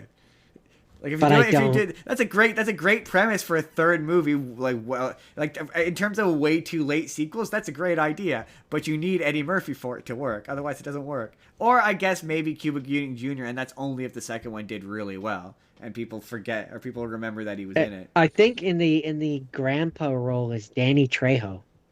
Okay, then Or it it's says just he's in here. it's just not connected to the first two. Then it's like loose sequel, I would describe. Yeah. Because technically speaking, the second one, Like I said, Cuba Gooding Jr. is technically the same character as Eddie Murphy. At least I'm pretty sure. I'm pretty sure it's the same character. Anyway, Jordan, do you have anything Uh, further on? yeah, it appears that he is, but it also yeah, it says that they are. So then what about the third one? Jordan, is that it? Third one is Frank Collins. So Then no, it looks like no. the third one's not even related. Jordan, is that it? That's it. That's it. That's all. That's everything. Yeah. Okay. So, Jordan, this next one I actually really liked. It's funny. This was one of those ones where I didn't appreciate it enough the first time I watched it. This is Hugo. Jordan, do you remember Hugo? Uh, um, I'll tell you the plot. Hugo, Jordan. I need like 5% more. Hugo is he's a little boy and he lives in a train station. He's played by Freddie Highmore, and he is stealing parts from the toy maker. Who I should have had this open already because I don't remember his name by memory, and I'm gonna butcher the pronunciation of it.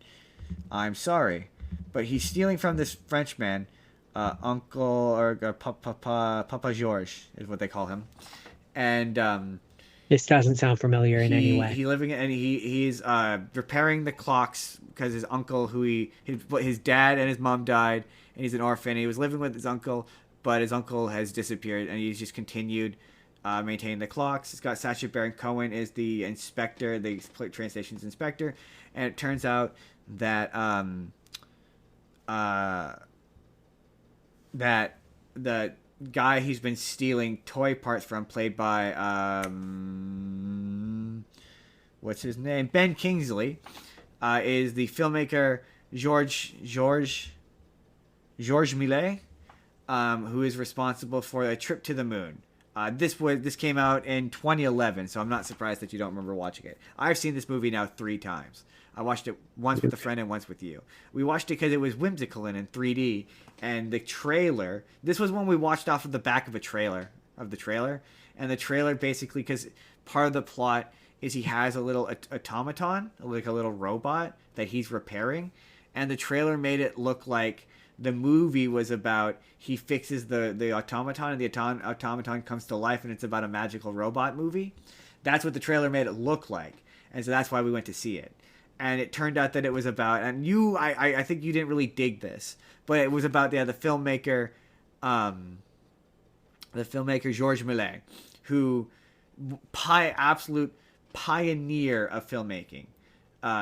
He is one of the earliest movies. Well, I mean, you know what the very first movie is, right? I can't remember what it's called. Charlie Chaplin? No, the very first movie is called Charlie Chaplin and the Giant Peach? Here it is. It's called Christoph Waltz? Shoot. No, that's not it. Sorry. Hold on. Dance of the Sugar Plum Fairies? Um, Mozart's Walk in the Park? no. It's a God damn it. Blah blah blah. Blah blah blah. Blah blah blah. Well, clearly it's not noteworthy enough to remember. So, There it is. The arrival at a train at Le Coteau station. Basically it was a 16 whatever second image of a train coming at the screen, and famous urban legend, and it's been proven that it may or may not have happened, but that audience members got scared because they thought it was a real train. He saw that, and he created a film called A Trip to the Moon, which was one of the first films in color. Came out in 28. No, earlier than that. 1900s, early 1900s. Trip to the Moon. It's called A Trip to the Moon. I just don't feel like it could have been that early, because if it was, then all the other people like Walt Disney would have started with color. Well, they would paint the cells in color. Well, to be fair, I tried to look up the original movie. I don't know if that's just a movie thing, or if this movie thing, or if that did happen. Because when I watched the original A Trip to the Moon, and it does not go to color when they arrive on the moon. So I don't know if that. Yeah, like I could see them retroactively doing it. A Trip to but the Moon. 1902, a 1902 French science fiction adventure film. And the big thing with him is he was basically the grandfather of all modern science fiction. Like, do you like Transformers? Do you like Marvel? You have him to thank for, because he originated a lot of the stuff that they used. A lot of science fiction elements all comes from him. And so this movie is just an absolute love letter to film, especially French film. Like, there's like huge chunks of it which they're just teaching you about the history of film. And so the first time I watched it, I didn't really appreciate how much of a love letter to film it is, and it's especially incredible because it's directed by Martin Scorsese, and it's so whimsical. Like, I would not, having now watched most of his movies, I would not associate him with whimsy. And at the time when I watched it, I was kind of a Martin Scorsese fan, but I wasn't as much of a fan of his work as I am now. Like, would you picture the guy who made Goodfellas capable, or Wolf of Wall Street capable of making something whimsical? No, from what I remember of this movie, it makes me more think of like the guy who did Polar Express. Oh, so you do remember this movie? I looked up the poster. Oh, okay. Yes, exactly. It has, and it was a 3D movie at the time. Yes, it very much has the I vibe of a guy I who think makes. that's why we thought it would be fun, Yeah, is because that's kind of what the trailer sold it on. and I remember, I think maybe you were like, oh, this was kind of boring, and yeah, there isn't a big, like, there is kind of a big I'll put chase it this sequence at way. the end I where. don't remember, and I do now because you're describing it, but like I don't remember anything about the movie itself. I recognized the poster, Yeah. and I just that's it. The That's stakes of all this that are like. stands out to me. It does it's because it does have, like, it does end with like a big chase, and there is a bad guy. It's the conductor and whatever, but it's not. It's more about paying tribute to this creator and the influence he had than it is about conflict. And that's what I, in my elder Did you like years, it? I did. I liked it even more this time than I did the first time. Like, I'm not gonna I say it's my favorite Scorsese film, because it's not, I mean, but I remember us not liking it, so I I honestly don't remember specifically how I felt about it. But like, as much I love film even more now than I did back then. I was 21. I was still discovering my love of film, I think. So like, I appreciate the story it's trying to tell and who it's trying to tribute. And yeah, I just, the absolute icon that is George Millet. And the one odd the thing about it is that I will say that I'm going to take away from it is, it takes place in France. It's about a French man, and every character has a comedic British accent.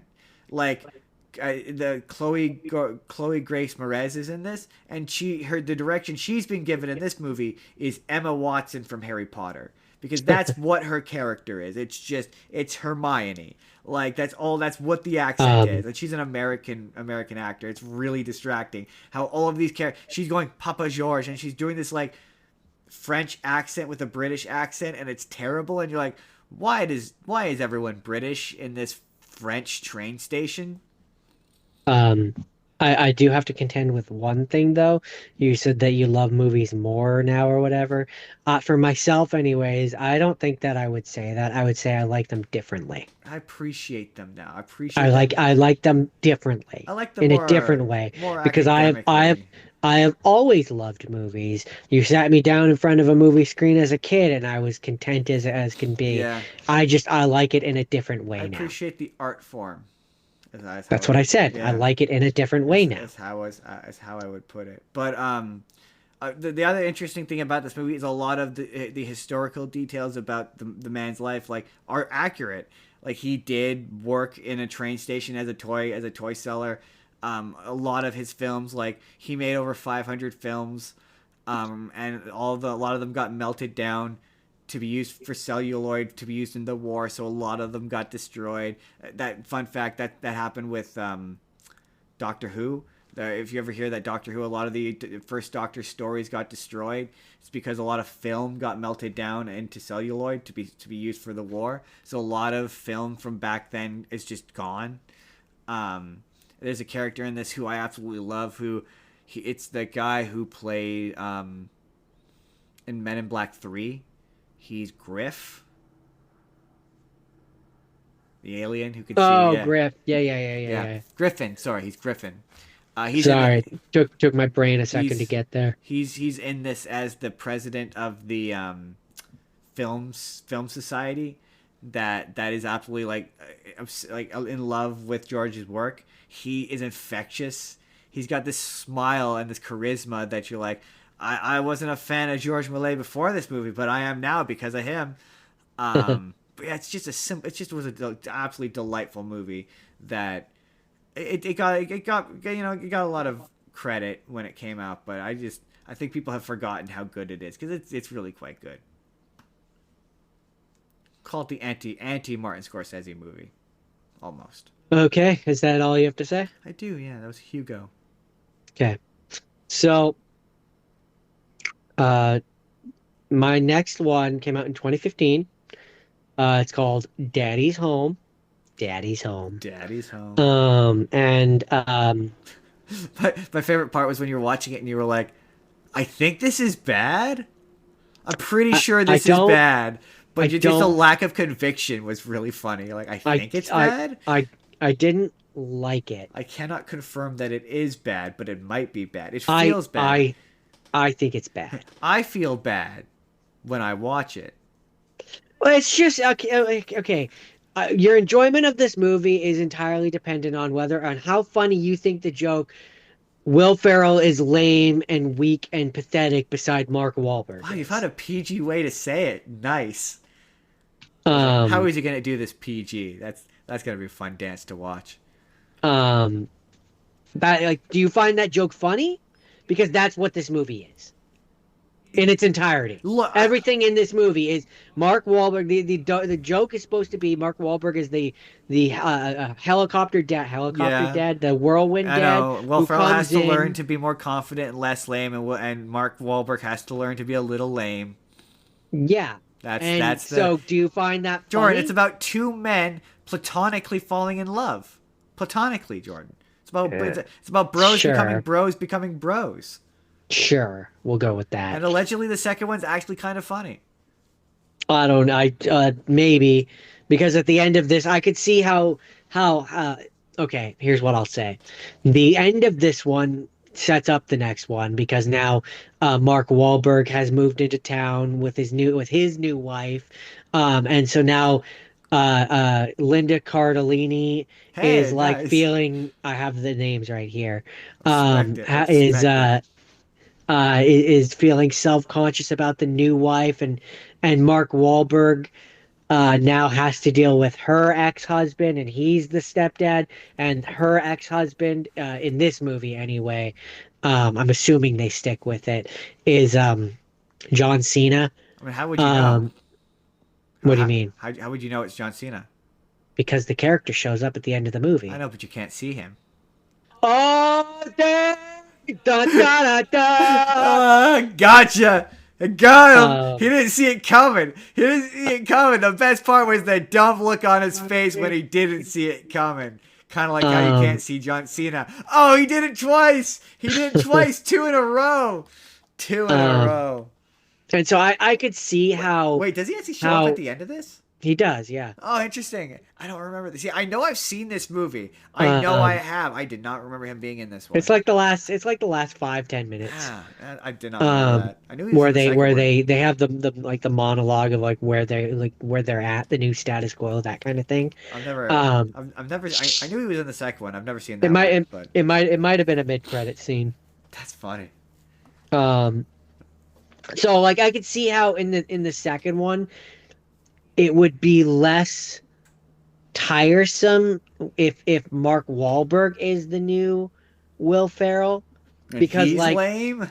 well because like I don't know how to put this in a PG way. he's so much less lame than Will Ferrell that the joke of he is now lame is funny, Yeah, yeah, fair. right? Fair. Whereas That's fair. I think that's fair. Will Ferrell, by comparison to Mark Wahlberg, is so lame. I, He's lame like the first second, and I don't mean like the actor necessarily, but like the way they portray the character in the movie, he is immediately lame. yeah. So when you now have hot Mark Wahlberg come in and is better at everything and is cooler and does all this, it's just cringy. It's not my favorite. It's It's not my not like favorite Mark Wahlberg Will Ferrell it movie. doesn't work for me. But like I can see how in a second one, putting Mark Wahlberg in that role, I can see how that would be Yeah, funny. it's not my favorite Mark Wahlberg Will Ferrell movie. No, because it was bad. That's the other guys, obviously. Yeah, It's the other I guys. remember that one being better. This one was bad. Aim for the bushes. This one just There goes my hero. yeah, I couldn't even, man. I Watch him couldn't as he even. goes. Or is that it? That's it. What else can you say about this? Do you Cool. like the joke? He's a lame. I can't say the word on YouTube, but you know the word. Yeah, it's true. Jordan. Beta. No. Um. Beta male. Yeah, Um. we'll go with that. That feels like a nicer way of saying it. It's not, but Jordan, this next one. Okay. Uh, I had to watch this one twice because I watched it the first time and I retained none of it, and then I went, "Oh man, I have to talk about this on the internet." This is Hobo with a Shotgun. Now, Jordan, when you hear the title, Hobo with a Shotgun, I surmise it probably connotates a certain image in your brain of what I kind of assume that movie it is. I mean I assume that it's a mid 2000s buddy comedy or like a college comedy or something where you have a hobo with a shotgun. It's not a comedy, but Tragedy? I would qualify it as a tragedy. So the history of this, Jordan, is um remember how we talked about Grindhouse? Well, Grindhouse, in between the two movies, they had a bunch of fake trailers for fake movies. Um, and a lot of the fake trailers that played between these movies eventually got made into real movies. So one of them you would know as a movie called Machete. Machete. Machete Machete. don't text. Machete began its life as one of those fake trailers that they made into a real movie. That's why it's like that, because it's a Yeah, parody of. and also it's weird because the character is in Spy Kids. Yes, but he's a parody of Grindhouse movies. That's why that movie's a Grindhouse movie. And another one of the trailers was, remember how I talked about that slasher flick where it was a guy in the pilgrim mask and it was called Thanksgiving? Vaguely. That was another one. This was one that only played in Canada when they showed this in Canada. So this began its life as a parody of Grindhouse movies. And that's what it is. And like very rarely do you hear me go, "Man, it's much," but it's much. It's basically the plot of this. It's like this hobo moves to this like like the worst town in existence where everyone is a criminal who lives to murder or rape and murder, and it's controlled by this crime lord boss guy who likes like reality based death race style shows. And it starts with the one of the guys from the Trailer Park Boys is in this randomly and he gets his head cut off. um and throughout the movie, I don't know if you know George Stroumboulopoulos, the Isn't he the guy that Hip Hopopoulos is based off of in BoJack Horseman? that I no, I think that's George Stephanopoulos. um I don't know, but every time we say Abanopolis, He's it makes me laugh. he's the guy who he used to work for, or is it Strombopoulos? But no, he's the guy who used to work for Much Music. He's the guy I always quote when I say I'm gonna when I interview Kermit, I'm gonna look into his ping pong ball eyes and it's gonna be Oh, real for him. me. Yeah. Yeah, he's the guy. Yeah, him. He's in this as a newscaster for because I guess yeah, this was produced in Canada, and they're two Canadian actors, I guess, but they're in this randomly, and it's so violent. Like eventually, what ends up happening is the son there's an evil gangster guy, and he's got his sons, and his sons are psychopathic. At one point, they're like, "Do you guys like hobos?" And they're like, "Yeah." And they set a whole bus of kids on fire, and you see like the charred corpse of this kid screaming. Like at one point, they introduce there's a guy who dresses up like Santa Claus who's a child molester. And like at one point you see he's driving his car, and you see there's this kid in the back seat just like, "Help me!" And this hobo moves in this awful, awful city, and he decides that in order to like save the day and stop this, he needs to buy a shotgun and deal with it himself. So he buys a shotgun, and then there's just multiple scenes of him going around town just shooting people in the head with a shotgun violently and I mean, explosively. it sounds like when describing this movie, using the word story is generous. He is Am I basically, wrong? you're not wrong. This movie's an hour 25. This story is limited. They treat the movie treats him though like he's basically like a superhero. Like Hobo with a shotgun is a superhero, and that his superhero weapon is a shotgun. Yeah, he ends up meeting a girl, and like they form what is, I can't remember if it's supposed to be romantic. I don't think it was. I don't think it was romantic relationship. And his whole thing is he just wants to buy a lawnmower so he can have a lawn cutting business. And trying to think if there's anything else. Uh, uh, no, that was it. It was just really gross and violent, and like there was a point during it where I was like, "This is over the top even for me. Like it's too much even for me." I think it was like when he just like when he shot the guy So like 5 times in the face, and his face turned to pizza, and I was like, so this is a so bit much." this was your Terrifier.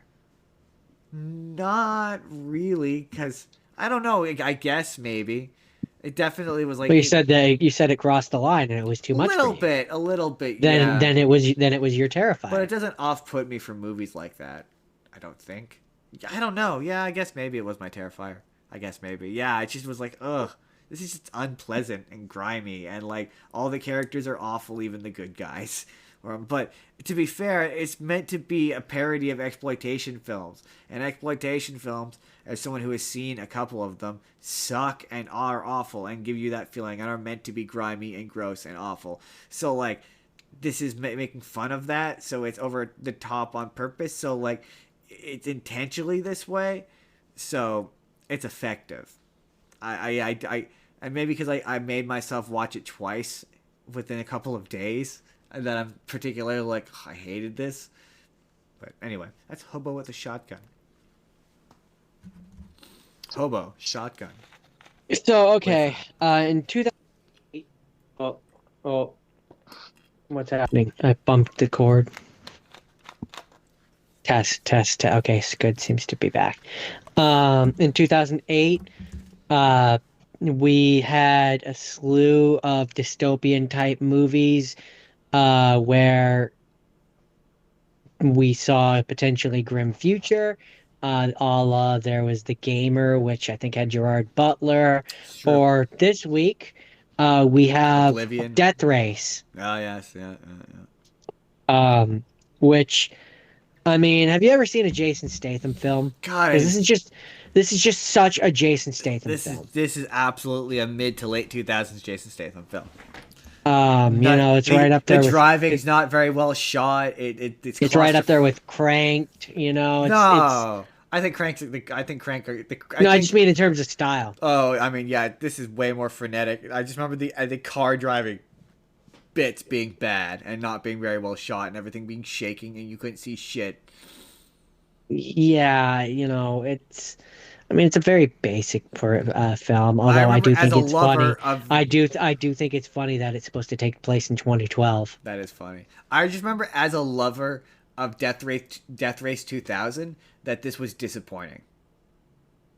Yeah, That's you just a know, feeling I remember feeling walking away from it, being like, this could have been so much more, and it just wasn't.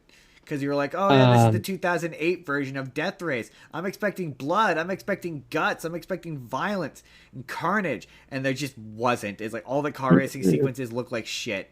Again, to be fair, it's See, been a I minute. wasn't expecting it to be like that so much. I was more hoping that it would because the original 2001 was kind of, I mean, maybe it's just because it was old, but like it almost played more like a comedy Oh, from what I remember. I mean, Um, I think there is an element of it supposed to be satirical.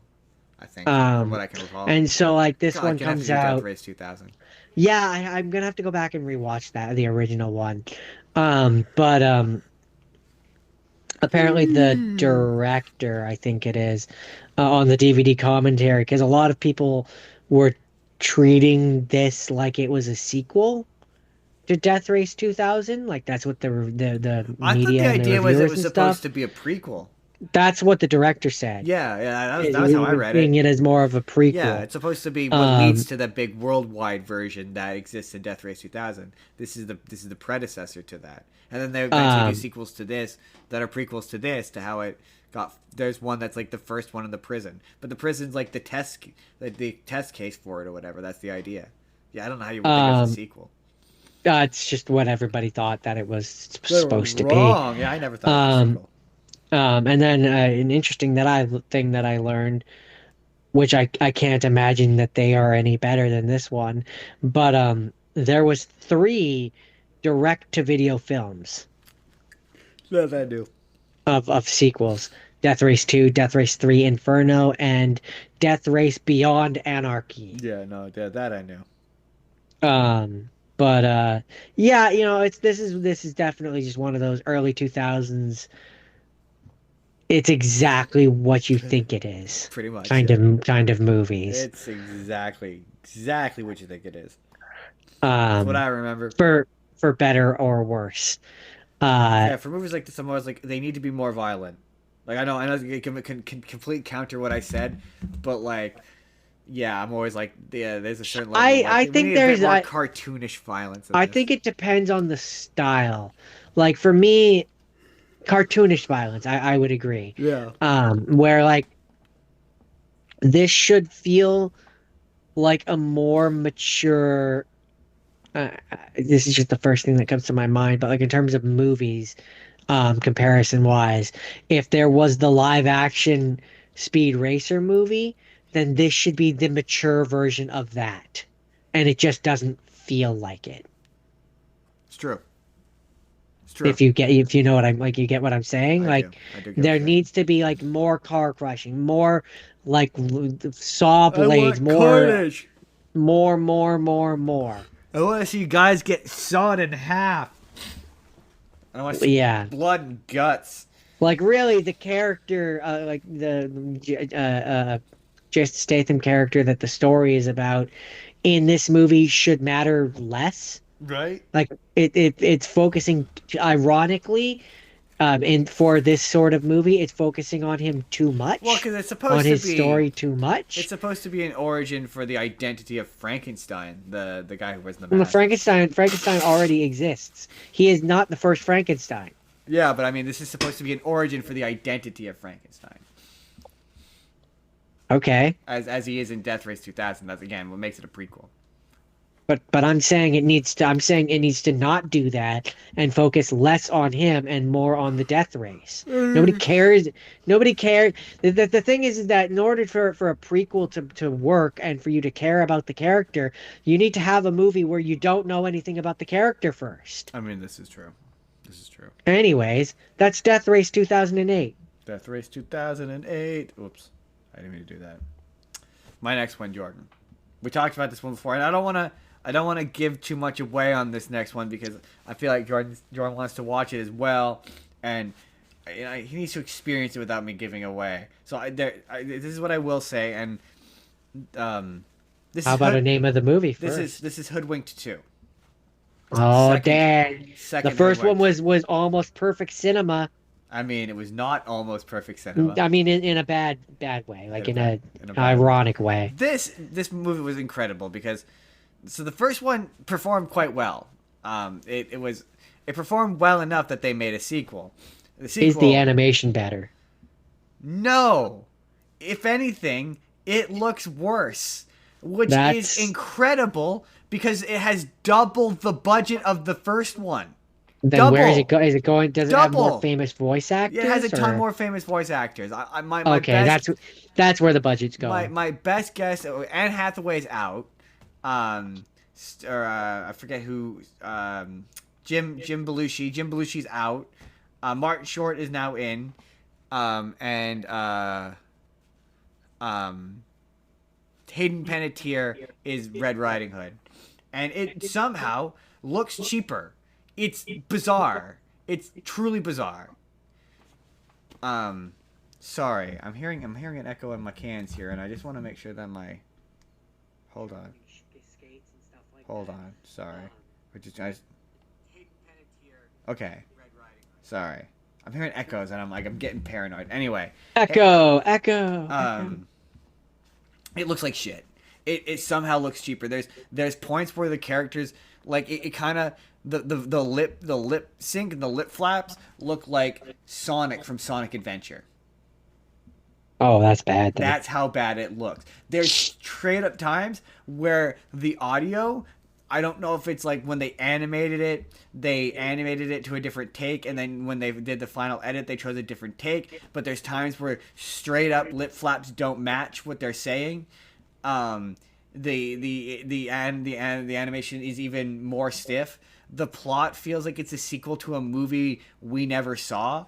Like, so I don't know if you remember the end of the last one. They all join the secret agency organization or whatever. Yeah, yeah, yeah, right. Um, so this movie begins with them recapping the events of the previous movie, and then they do kind of a time jump where they're all kind of doing different things for this organization, and Red Riding Hood is like off getting trained or whatever, and the grandma, the wolf is being arrogant and like he's being reckless. That's the word, being reckless, and he gets Granny captured by the Hansel and Gretel witch, and also Hansel and Gretel.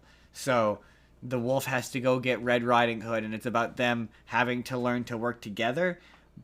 And it feels like this is a sequel to a movie where they're new at being secret agents that never came out. That's what this feels like. It was to the point that like I went to make sure that this isn't the third one, and I didn't miss a second one because it was like I feel like I'm watching a sequel to a completely different movie. This is bizarre, but like also there's kind of a fun twist, which I didn't really see coming. Not to say that it was a clever twist. I wasn't expecting it, but it's not as clever as fun as the first one. It's not as good as the first one. It's, if anything, it's way worse, like significantly worse. Like I can't even excuse Well, that's the disappointing. clever writing because it doesn't. Like yeah, again, there's a twist that I would say is reasonably clever and kind of funny, and some of the jokes are kind of funny.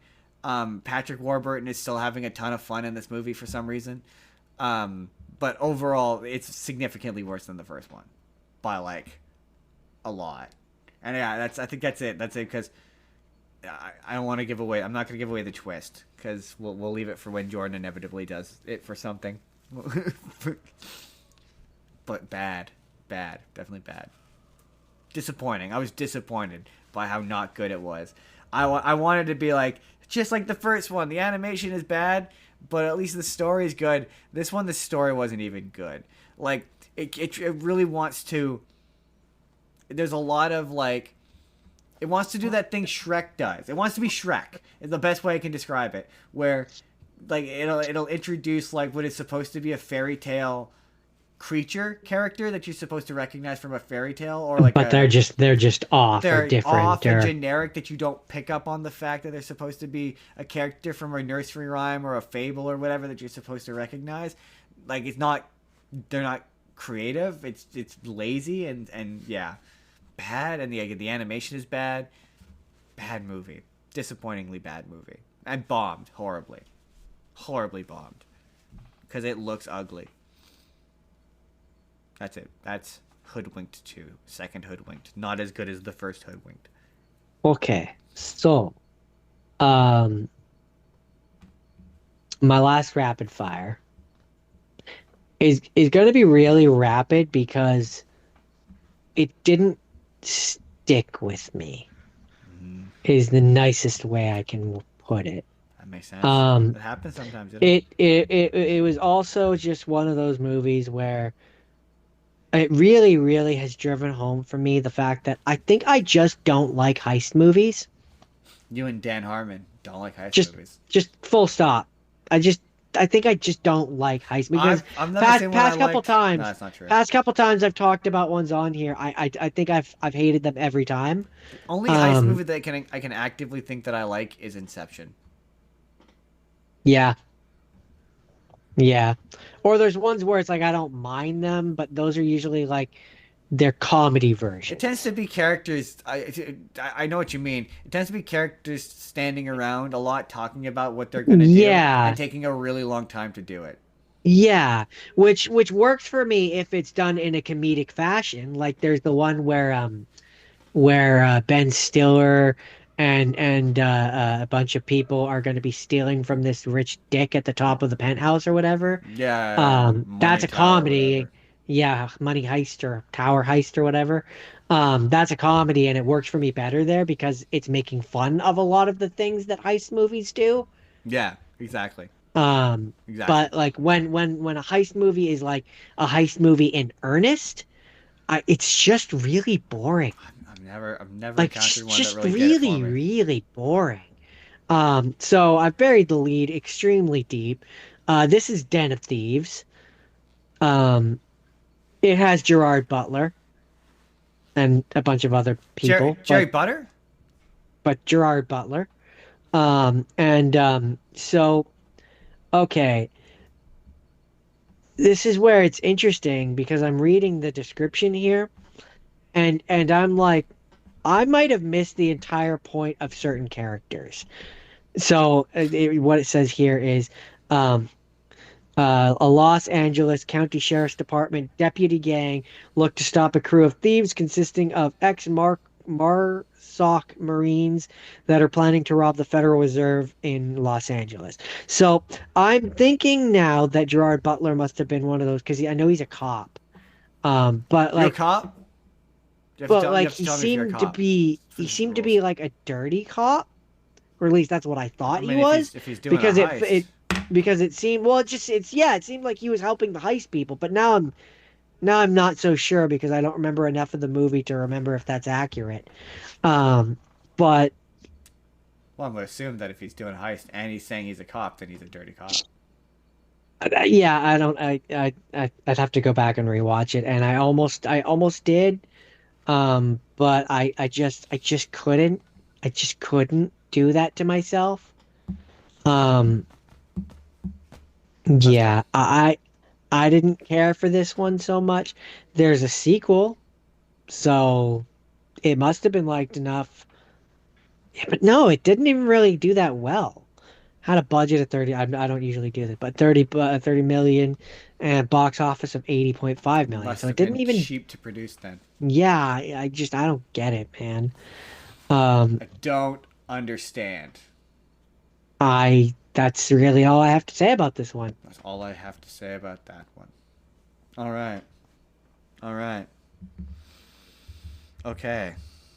I'm reminding myself. Oh yes, this is the one with the exceptionally long title. This is How to Lose Friends and Alienate People, and this one's funny because I watched the first time I watched this. We watched this. We got not very long into it, and then somebody pulled the fire alarm, and we were evacuated and given passes, and we didn't get to finish this, and I never finished it after that.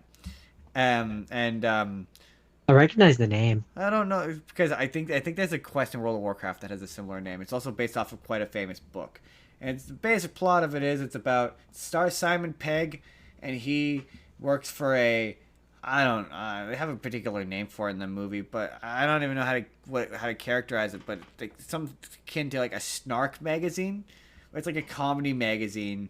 Where I guess like the best comparison, you know, like Mad magazine. Okay, like a rag comedy or something. Yeah, something like that, basically, where you do joke articles about celebrities or whatever.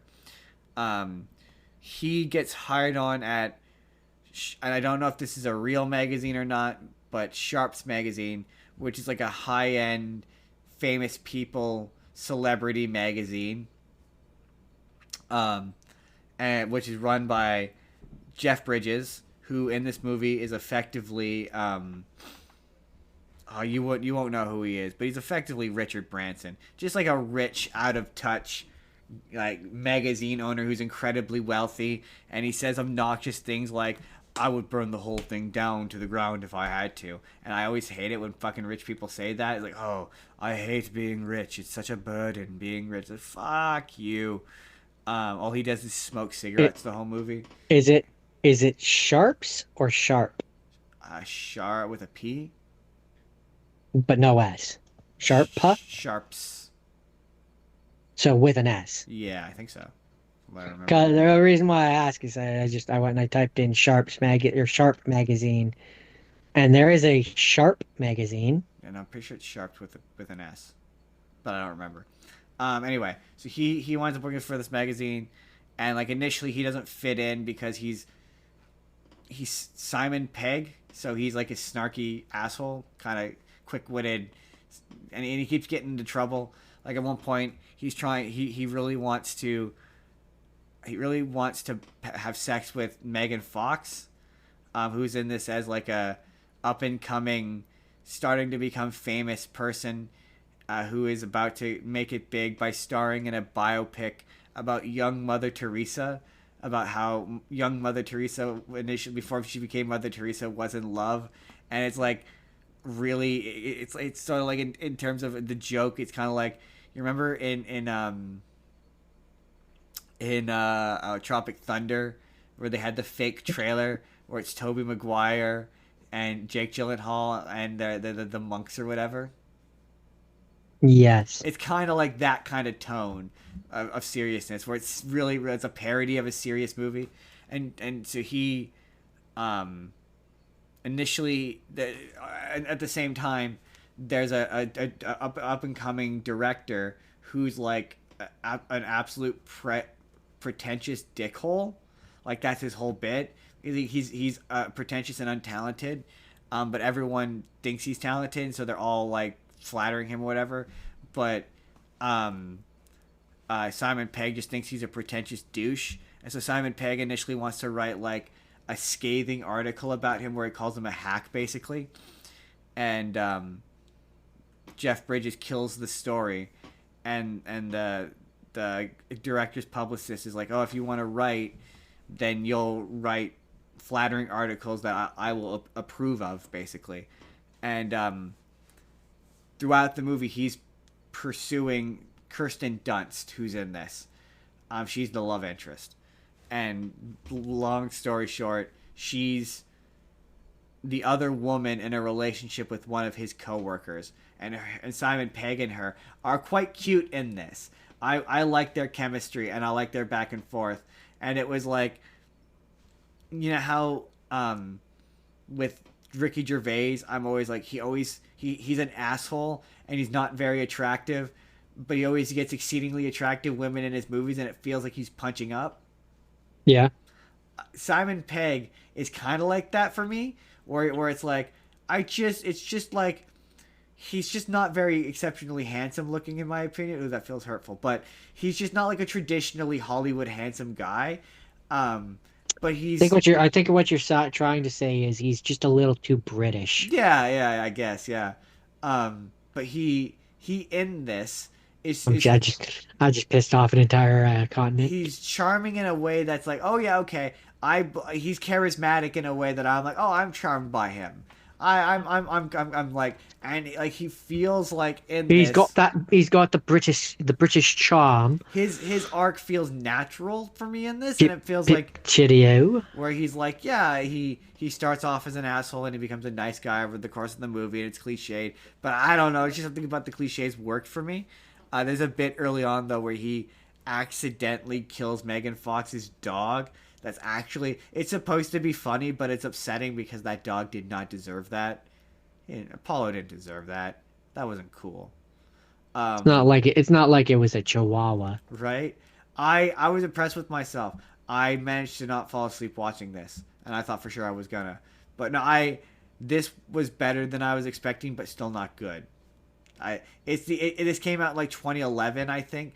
So it's like a 2008 to 2000, like you said, 2008 to 2011 movie, and those movies have kind of a particular vibe. Comedy Yeah, a style comedy style feeling. and a vibe. And this definitely feels like of its time kind of movie. Like I didn't hate it. It didn't fill me with rage quite like Hateful Eight did. But I just was like, I laughed. I had a decent time. I didn't hate it. That is how to lose friends and influence people. Well. It looks like it's time for us to do have scenes.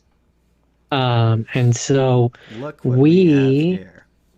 we have to propel ourselves back yet again to 2010 and talk about the movie which launched a studio, Despicable Me. Despicable Me. It's a bad, bad day. Ain't nobody gonna better be getting in my way. Despicable Me.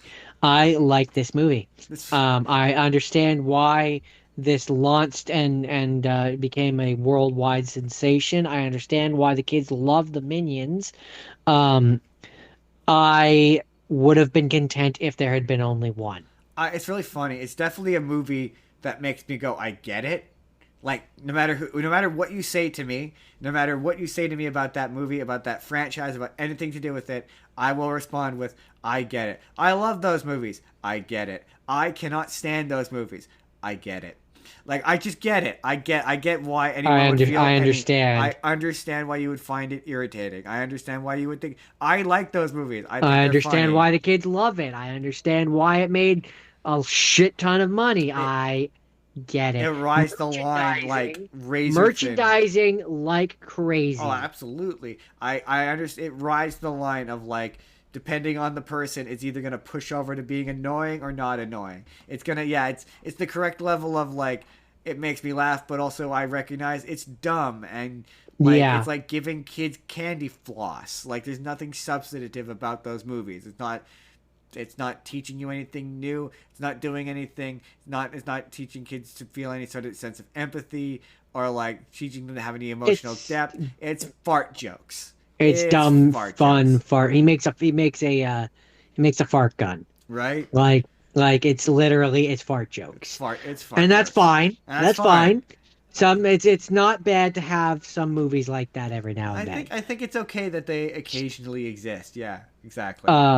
And I kind of think that that's for all the studios that are pushing the boundaries and making new things and doing things that are different, it's okay to have an illumination every now and then, which is just not. Eh. It's fine. There's a lot of eh. Um, and so this one I had a see it budget of on the toilet. this. This one had a budget. I'm not going to go through the plot because we all know Despicable Me. I don't Yes. need to do And that. if you don't know Um, Despicable Me, this is not the point where you're gonna watch it. I mean, if you haven't already, if you're not already firmly aware of it, you probably never will be. If you're not Um, already a groomiac, I don't think you're gonna become one. if you're not yet a minion, then you won't make it. I don't foresee you buying coveralls. So it had a budget of 69 million, and this will be fun.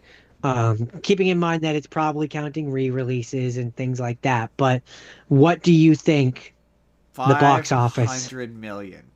You're not far off. 543.2 It's an million. incredibly successful franchise. And for good reason. Again, just the toy sales that they must have made off of the Oh, Minions. I mean, theme park rides, cups, t-shirts, There's been like what, eight, including the Minions movies and like all those ones. memes. There's been like 8 movies. Hold on. One, two, three, four. Minions one, Yeah, Minions two. and they're making a new one. At least six. We didn't talk about that. I don't know how that. They're making a new one. A new A Minions new Minions or movie. Yeah, yeah, Minions and Monsters. yeah, yeah. And they're cutting out young Gru. Apparently, Young Gru was not successful for that franchise, so they're I like, the I don't prequels are. I don't know how you do that. Like he's already been they're his minions. So like what? Do they abandon Gru, go be someone else's minion for No, like 10 years and then come back? this is a prequel. So it's a prequel to the prequels. Yes, it takes place in the 1930s, and it's about them. They're making a movie with a movie Okay, like a so it takes place before the first Minions movie. yes, yes, Okay. Fair enough. supposedly anyway. Um, yeah, I mean, it it's a popular series and it's a popular. I mean, I remember. I guess I could talk about. I remember like when the first trailers were coming out, and it had the fat kid named Justin, and you hated that. I kept pointing out that the fat kid was called Justin in the beginning of the movie. There's a fat. Oh yeah, there's a fat kid named Justin. Who's running up the pyramid. And also, can we talk about the fact that he falls off that thing? If that wasn't an inflatable pyramid, that kid would be seriously injured, if not dead. I mean, he'd be dead. He'd be Um, dead. Depending on how he hits his head. Danny McBride is in this? Who does Danny McBride play in Despicable Me? Because this might be the one time that I didn't hate something Danny McBride was in. I don't know. Who does he play? Uh, Despicable Me. Right, is at the end. it is, but I'm gonna continue trying to figure out who he plays. It. My first have not seen Jordan. Obviously, we haven't really talked about how all these start with the letter H or D. Jordan, when I thought of H movies, the first thing that immediately popped in my head was Hercules. Jordan, can you say Huncules? Bless my soul. More like Huncules. Herc was on a roll. Something, something, something, and Greek opinion polls. No, I love this movie. I love this movie when I was a kid. I love this movie now. That's actually not true. There was a period where I went through a period of my life where it used to irritate me that this was inaccurate to the Greek myths. But then somebody pointed out to me that the Greek myths are inaccurate to the Greek myths. Like the whole like Hera hates Hercules thing is actually from like one version of that story, and it's not always there because much like most religions, it depends on who writes them. So like this is just a version of Hercules written by Disney, and in Disney, his mom likes him for some reason, or Hera likes him and his mom. I guess he apparently plays the Danny McBride plays the neighbor, the next door neighbor, Fred McDade. All right then. Yeah, I like that movie. I think Danny DeVito is great as Philoctetes. I think it's funny that a running joke is with Philoctetes is the like I've got two words for you, da da, da, which in certain circumstances, I know for some of the jokes anyway, the amount of words that he's saying lines up to how what it equates to in actual Greek. That's funny. That's Phil's point. I uh I like how when Hades is like, relax, this is the halfway point or whatever, like this is the half game or whatever. That's literally halfway through the movie. That's also funny. Like the timing of it. Yeah, if you like Greek mythology, like the Titans are that's not the Titans. That's not what the Titans are like. They're not. It's not just a random world tornado monster or an ice monster or a lava monster. No, it's a giant man. Is it one of them is a giant man? Another one is a giant woman called No, Gaia. but I mean they're like more like big people. They're like really really big people. Um, yeah, the animation. In fact, it would be more apt instead of calling them Titans to be calling them giants because then people would probably picture more what they're like. It's true. It's very true. Yeah, I love the animation is gorgeous. I like the music. All of the music is good. I Also, don't think. I don't think that I don't think there's a Cyclops, which is a Titan. No, I don't think so. Jordan, I don't think any of the songs miss in this. I don't think there's No, I love them. I don't think there's a miss. It's really disappointing. They're doing a Broadway version of this, and once again, it looks bad. They did a presentation of the song, one of the songs. I don't know if it was a medley or just one of the songs. No, I think they just did Zero to Hero, and it was like the costumes look terrible. Like they're all So after rewatching this, are you more or less excited for them doing a butchered live action version? I don't know. I'd have to see it. I would need to see what they're doing. That's the wrong answer. The right answer is I'm less excited because there are no good live action remakes. I need to see what they're doing, and I need to see what they're changing. Because if it does wind up being that, like, it's the tragic backstory of young Hades, I'm like, honestly, that could be fun. I'm still down for that. Sure, but then that's no longer a live action remake. I am down for that. That's the only way. It's the only way I would re-engage with this material. How does he become? Because Justin, you see, the my question was in fact a trick question. Because if it is a remake, which means it's 1-to-1, then there are no good remakes. Nope, This there this are no good this remakes. could this could be If the it's one. and if it's good, then it's not 1-to-1. This could be the one, Jordan. You never know. You No, never know. no. They gotta make a live action, and then they gotta get a real Greek to play him. Um. Was there anything else about Hercules? Hercules, bless my soul. Herc was on a roll, undefeated, and the nicest guy. This is another one I remember.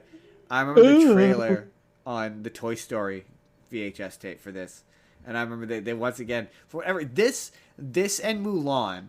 I remember the very first trailer for Mulan being like really super serious, like with the and it was just the scene of her cutting her hair with the lightning. Yeah, And I was like, yeah, man, yeah. this paints a very different picture of this movie. And I remember the first trailer for this being the them showing all the vases or whatever, and the narrator being like, "and the history of heroes," and blah blah blah. Oh yeah, the beginning of the Yeah, movie. I remember the trailer being that and be like, ah. And then I remember it just being a bunch of behind the scenes and behind the scenes images of it because they hadn't finished it yet. Um, I like how the scene where he's wearing the Pneumonian lion, it's just it's Scar. just Scar, which is yeah, that is he did do that. That's one of the 12 labors. Yeah, yeah. That is very much one of the 12 labors. Yeah, no, I never, as an adult now, when I watch it, I'm like, it's not the Greek mythology. It's It's inspired by. inspired by. I wanted to watch some of the show and I ran out of time. Maybe one day I'll watch some of the show. I know there's an episode of the show where they cross over with There Aladdin. is an episode where they cross over with Aladdin. I Um, think that's it. I think that's all I have for Hercules. all right, Hercules. all right. So Hercules. we got to go all the way back to 1994. And we watched a movie called Dumb and Dumber, which leads me to my first question for you, Justin. Which one is dumb and which one is dumber? I think technically, I think technically speaking, Jim Carrey is supposed to be dumb, and I think that Lloyd is dumber. Because I don't know if they actually empirically state. Just when you think you let me down, Um, you go and you have the greatest idea you've ever had. Jordan, this movie's dumb you want to in the best you want to hear way. the most annoying sound in the world? I don't want to do it. No. Ma, ma. Come on, Jordan, don't leave me hanging here. Ma, What? ma, Ma king. Mockingbird? Okay, let's do this again. I don't Ma, know what you're doing. I don't get it. ma, Ma, king, King, bird. Bird. This is a bit in the movie you watched. Okay. Ma, king, bird. Yeah, yeah, yeah. It's an iconic bit from the movie. They sing No, it's not. It's Mockingbird. not. It's not. It's not landing me. You just watch the movie. How can you not remember? It's when they're in the car. Yeah, no. They're annoying the guy. If if you recall, Justin, you'll remember I said I fell asleep and I had to go back and rewatch it. Dang it! Um, One job. but One job. it's not. I'm gonna be honest. And I'm gonna be critical here. I don't think it's Jim Carrey's best work. I mean, in a year of absolute slam dunks, he did this is a fact that is blows my mind every time. He did this, Ace Ventura, and Dumb and Dumber all within the same year. I think This is Dumb and Dumber. yeah, that's what I'm saying. He did this, he did The Mask, and he did Ace Ventura all within the same year. Oh, you didn't say The Mask. Um, You All said he did. You said you Ace said you Ventura, The said Mask, this. and Dumb and Dumber, No, no, no, you didn't. all in the same year. You said this, the mask. Anyway, doesn't matter. Um, but no, yeah, and I think of the ones you've listed, this is the weakest one, personally. Um, but that's just my opinion. I Um, don't like this movie enough to disagree with you. I really don't. it's just of those It's three definitely things my that you least listed, favorite. it's the least favorite of those Yeah, three things. yeah. Um, I it'd either be this one or Ace Ventura, and I love Ace Ventura, but I just found, and I don't know, maybe it's just because my sense of humor has changed as I've gotten older, but and and I know it's the point, but their dumbness at a certain point isn't funny for me.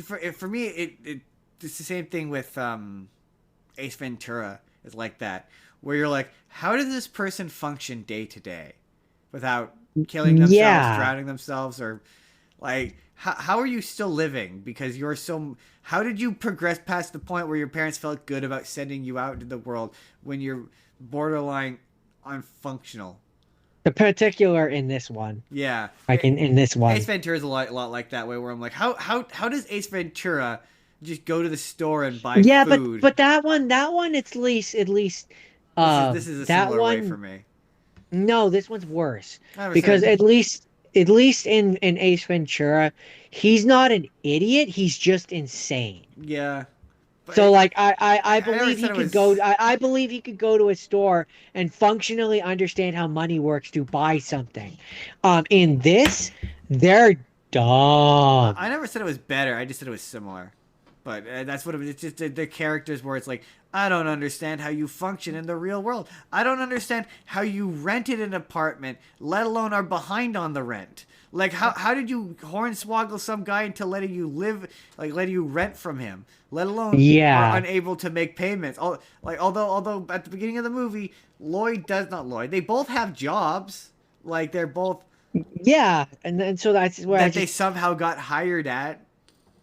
I just there's a lot of the moments where it's supposed to be like yeah, comedy bits and it's just for example, the scene where I don't remember which is which. Whichever one Jeff Daniels is supposed to be. Is that Lloyd? No, that's Harry. Harry, yeah, Harry. When Harry is hanging out with the girl that Lloyd has the crush on, the one that's being blackmailed or whatever. And like it starts off with them like having a snowball fight or something, and then like he tackles her and he's like pushing her face into the snow and like they're beating up on each other. And I'm like, I don't find this funny. It's I think it only works because of Jim Carrey. But also, I don't No, know. but I really that's not a like That's not a Jim Carrey scene. I really like Jeff Dan. I do like Jeff Daniels in this though. I do think he's funny. I don't know. I For me, it's just it's the moments are hit or miss. It I either works for I me or it agree with doesn't. you. I love. What if he shot you in the face?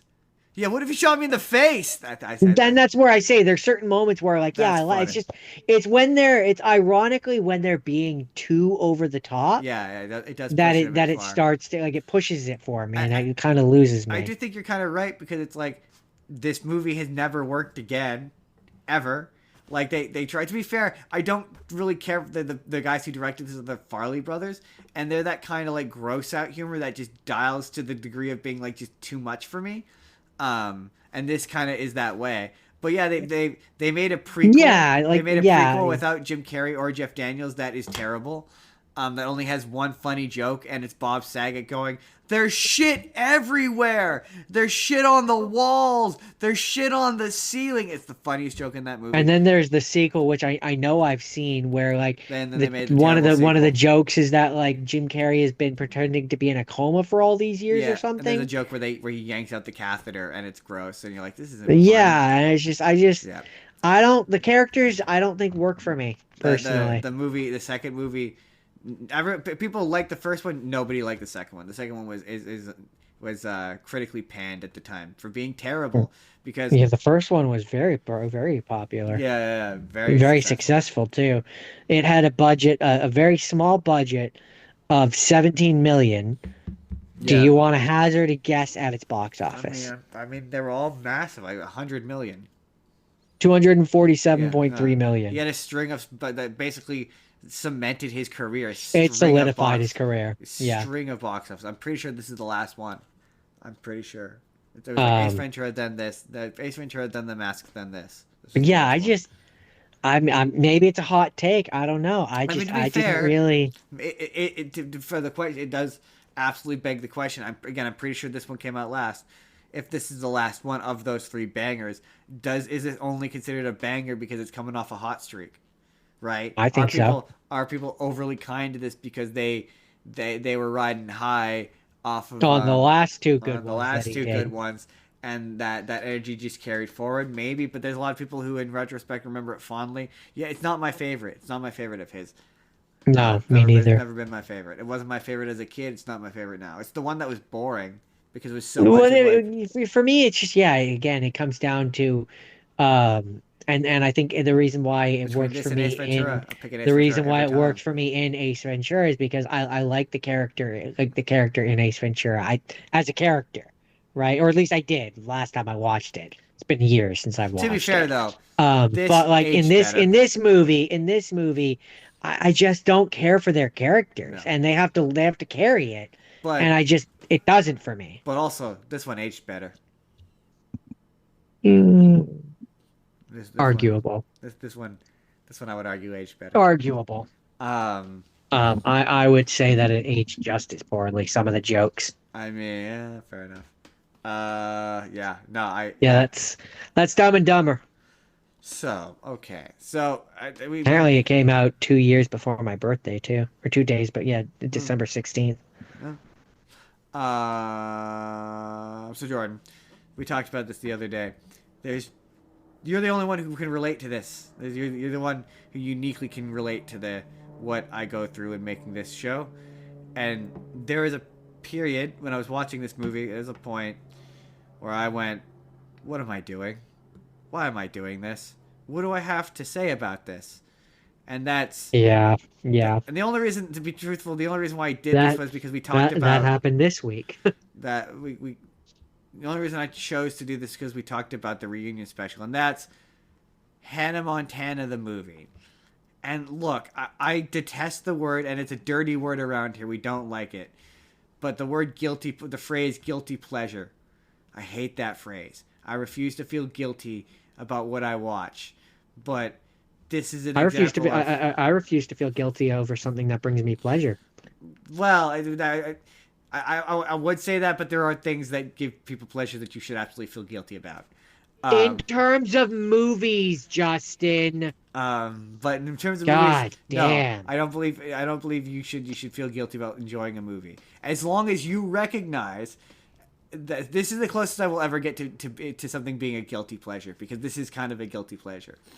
Um, but I think you can enjoy a guilty pleasure as long as you recognize that you are not the target demographic, and I am not the target demographic. Now, that having been said, this show came out when I was on the sort of tail end of being the age of enjoying these shows.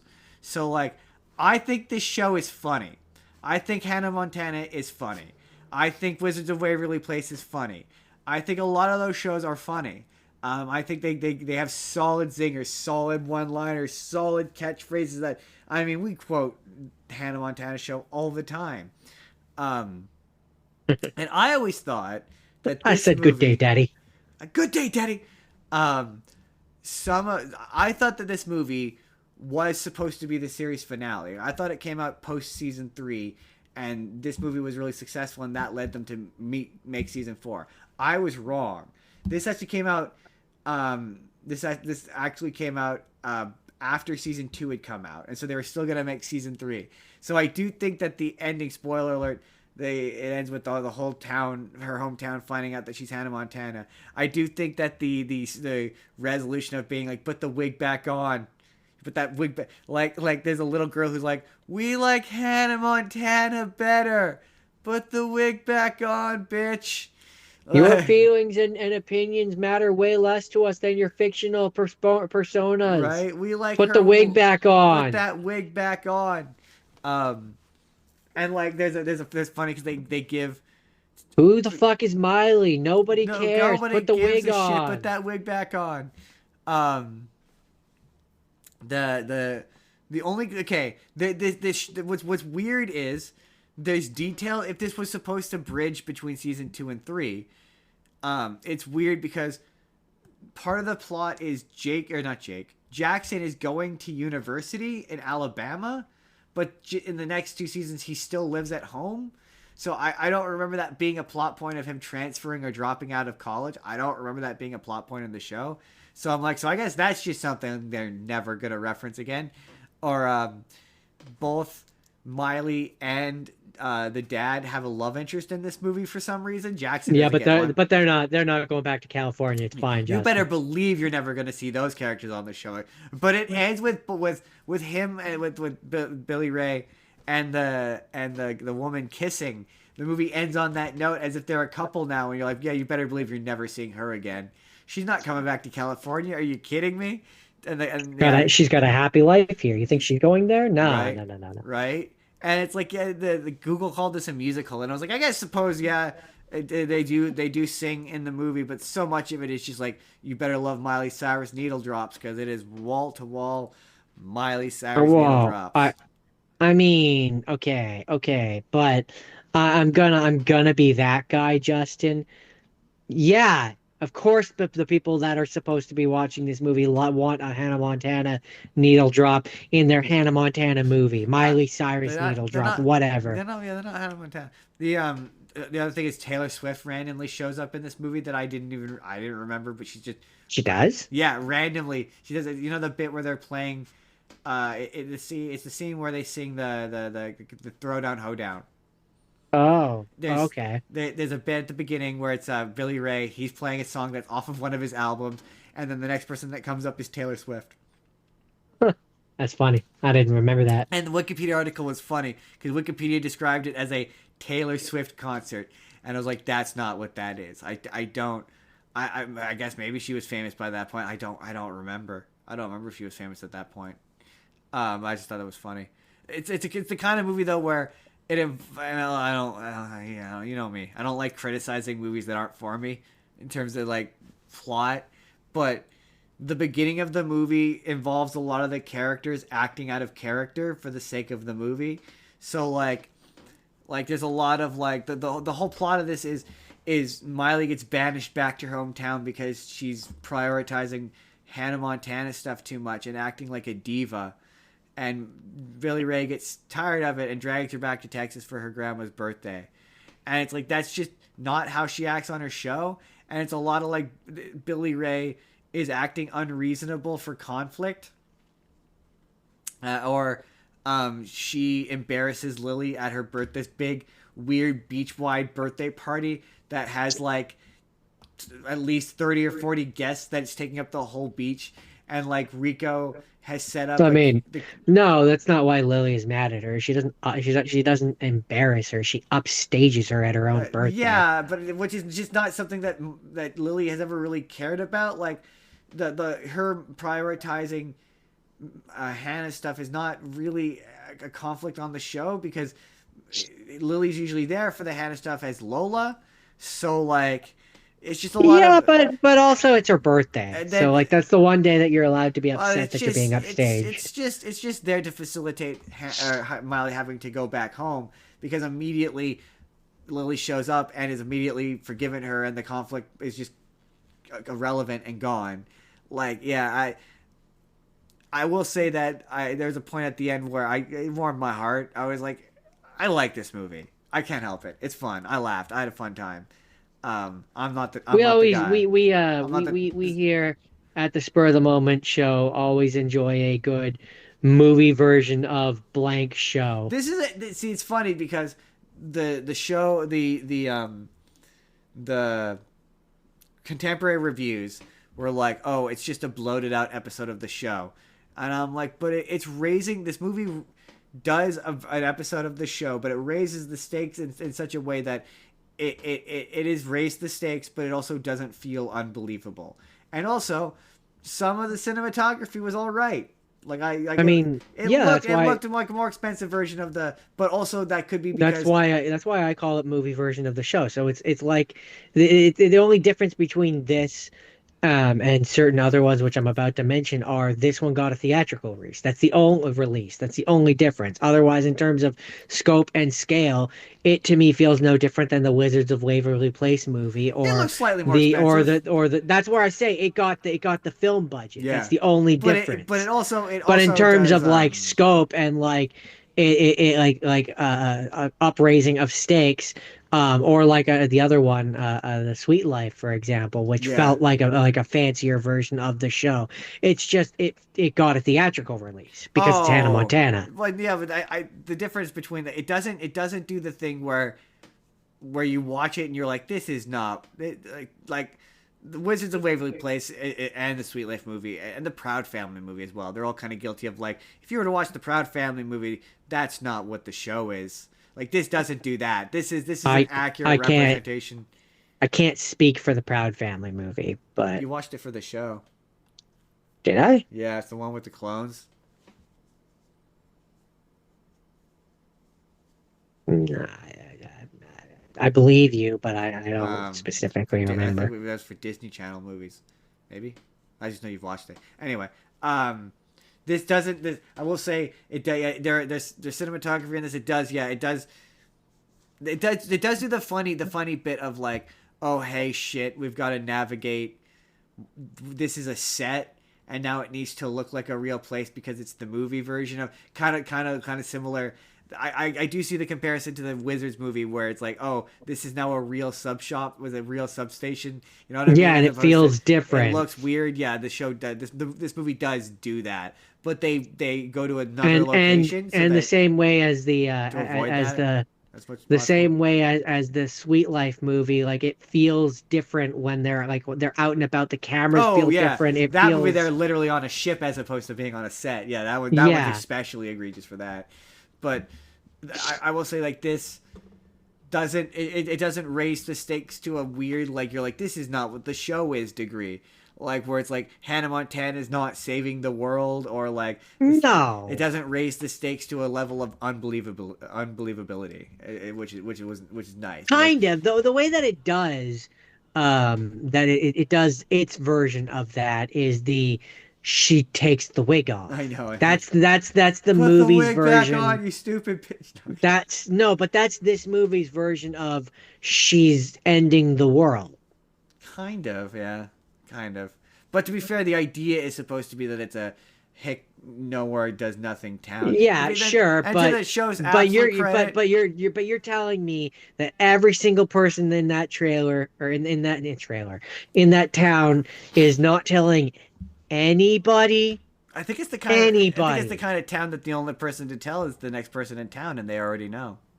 Yeah, no, I think I just I think that's the idea. the, the thing the They thing do is that address it on the show. a small town like that, especially, no, the younger people are moving away.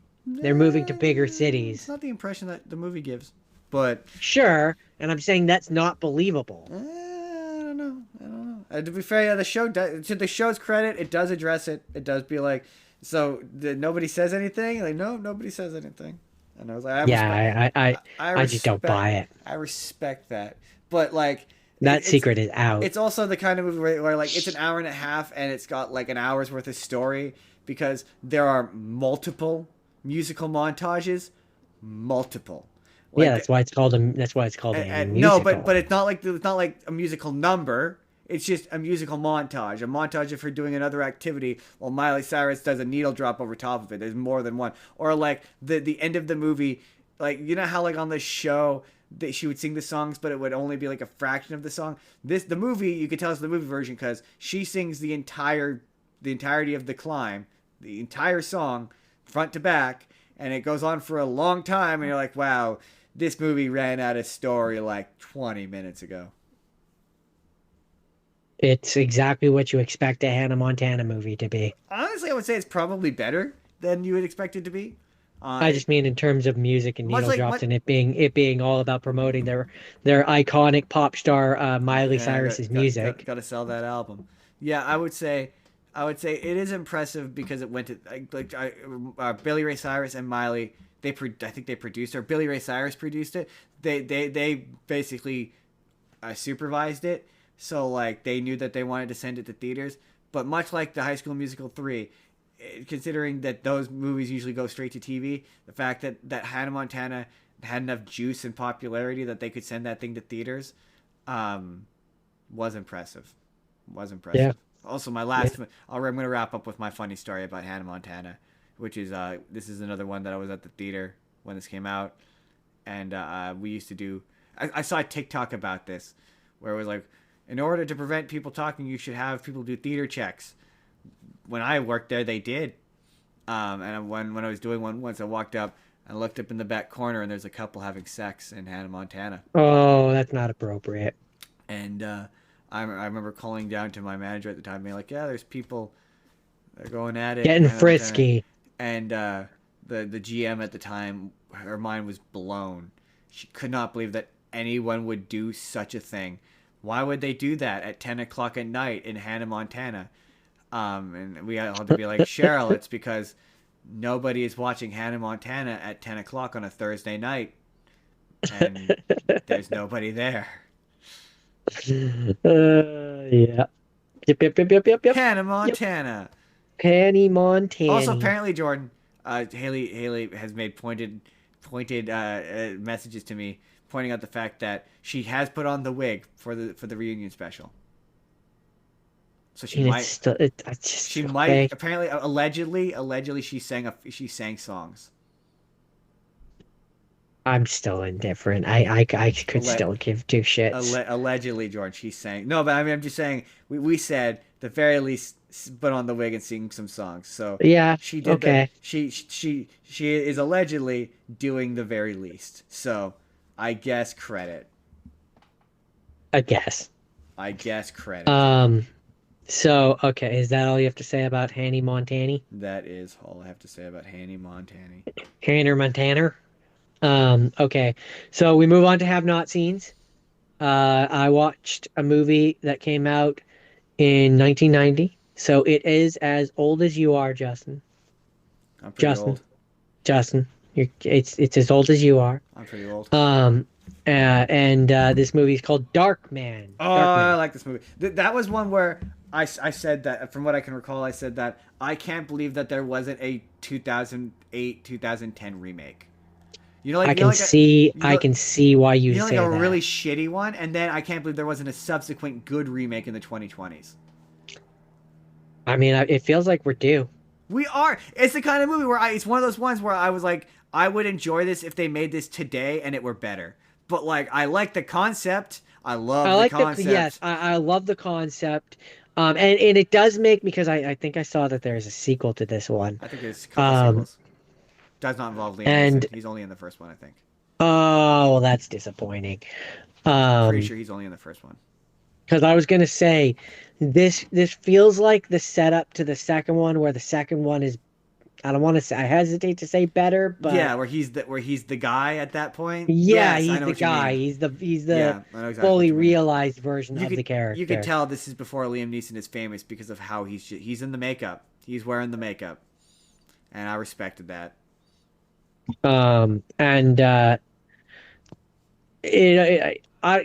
It's also one of those things where I don't know enough about the character to know if this is accurate. I think it is. To my knowledge, it is. Reasonably but in 1990 money, it had a budget of 14 million. It had a box office of 48.8 million.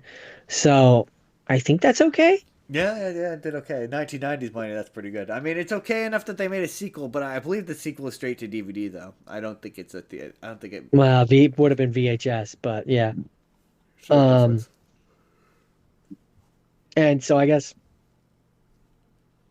for those who don't know, basically, Liam Neeson is a scientist. He's attacked, disfigured, left for dead.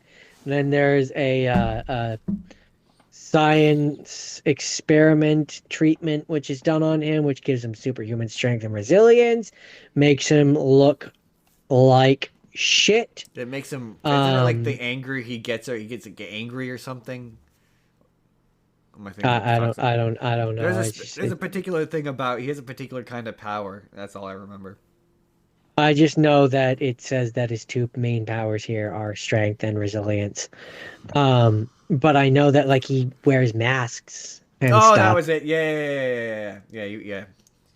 Um, He wears really realistic masks to do but they disguises. only last for like a certain amount of time. Yes, that was it. Yes. Because there's a bit where he's like Um, sneaking out as the mask is melting off or whatever. yeah, there was two direct-to-video sequels, Sans Neeson or Raimi, Yep. All right, which right, were right. Sam Raimi. Yeah, bring Sam Raimi back and do a reboot and make it really violent. which were called The Return of Durant and Die Darkman Die. Yeah, they're not. They're not good. Apparently, there were also adaptations which were novels, comic books, and video games. Yeah, I think this is not based on a comic book. This is an original idea that eventually they made into a comic book. I think. I could believe that. I'm pretty sure. But Or it is based on a um, comic book and I'm completely wrong. Legacy Both things are equally possible. was initially released on VHS and Laserdisc. Wow, that's how you know it's old. Laser. Uh, Laser. Disc. Merchandise. I'm trying to read comic books. Here we go. Coinciding with the movie's release in 1990, Marvel Comics published a three-issue adaptation of Darkman in color, Oh, okay. along with a larger black and white magazine-size version. So they made a comic based on the movie. And then, interestingly, in 2006, Dynamite Entertainment Dynamite! published a crossover series, which was Darkman versus Army of Darkness, which saw Darkman joining forces with Ash Williams. Yeah, both made by Sam Raimi. And then there was 1991 NES adaptation of Darkman, which is funny. Television. Apparently, there was a 30-minute television pilot, That makes sense. which was going to be shown on Fox. Huh, cool. Yeah, no. I overall I liked this one. I did at a few times it didn't pass the phone test. No. I'll just say that. But overall not bad, and I would definitely watch a remake. Yeah. I would too. Sam Definitely. Raimi. Get on that, Sam Raimi. Make Definitely. Darkman. Make a reboot. You want to do creepy, weird, scary superheroes? Remake this one. Yeah, exactly. Remake this Like one. do that. Do that. Jordan, my next Anyways. one. God, Jordan, it's just I had a bad time. This was a bad time. I cannot believe I made it through this one. This is Hello, Dolly. Hello, Dolly. Dolly. And Hello, nurse. I don't even know how to this. Okay, I can't describe the plot of this even if I wanted to because I don't even fully know what happened. It's about it's a 1960s musical, and it is awful. It is 2.5 hours long. It is everything that I hate about those kind of movies. The musical numbers go on for a fucking eternity. Half of them are good. There was one point where I looked down at my phone. They were in the middle of dancing. They had been dancing for like a full 2 minutes. I looked down at my phone for what felt like 5 minutes, and then I looked back up at the movie, and they were still dancing. They were still dancing. Like songs end, and then they start again, and then they just go on forever. This movie is 2.5 hours long, and the pacing is agonizing. It is the slowest movie I've ever watched. It's this woman. She's a matchmaker, and she decides that she wants to marry this guy, and that guy wants to marry this girl, and so Dolly, the title character, sets, I guess, in motion, or she convinces the guy who she wants to marry's workers who are like fuddy-duddy. They only work and they've never kissed a girl, and their main motivation is they want to kiss a girl. She somehow convinces them to go to New York City and pretend to be rich and attempt to date the guy that Dolly wants to marry. into being with them instead, so that she can marry Dolly. But the guy that Dolly wants to marry doesn't like Dolly because Dolly is a woman, and this movie takes place in like the early 1900s, and she talks back, and Dolly's character is the best way I could think to describe it, that in a way that only Jordan will understand, is Lucy, From the magician character. from what? What do you do? Oh, Lucy Hendricks. Yes, yes, Yes. yes, yes, yes. Um, she is like her, that kind of vocal pattern, talk Oh no! character. Oh no! Oh no! Like that's very her. I don't know. I don't know if she based the character Amen. at all off of Hello Dolly, but I swear to God, it's the same character.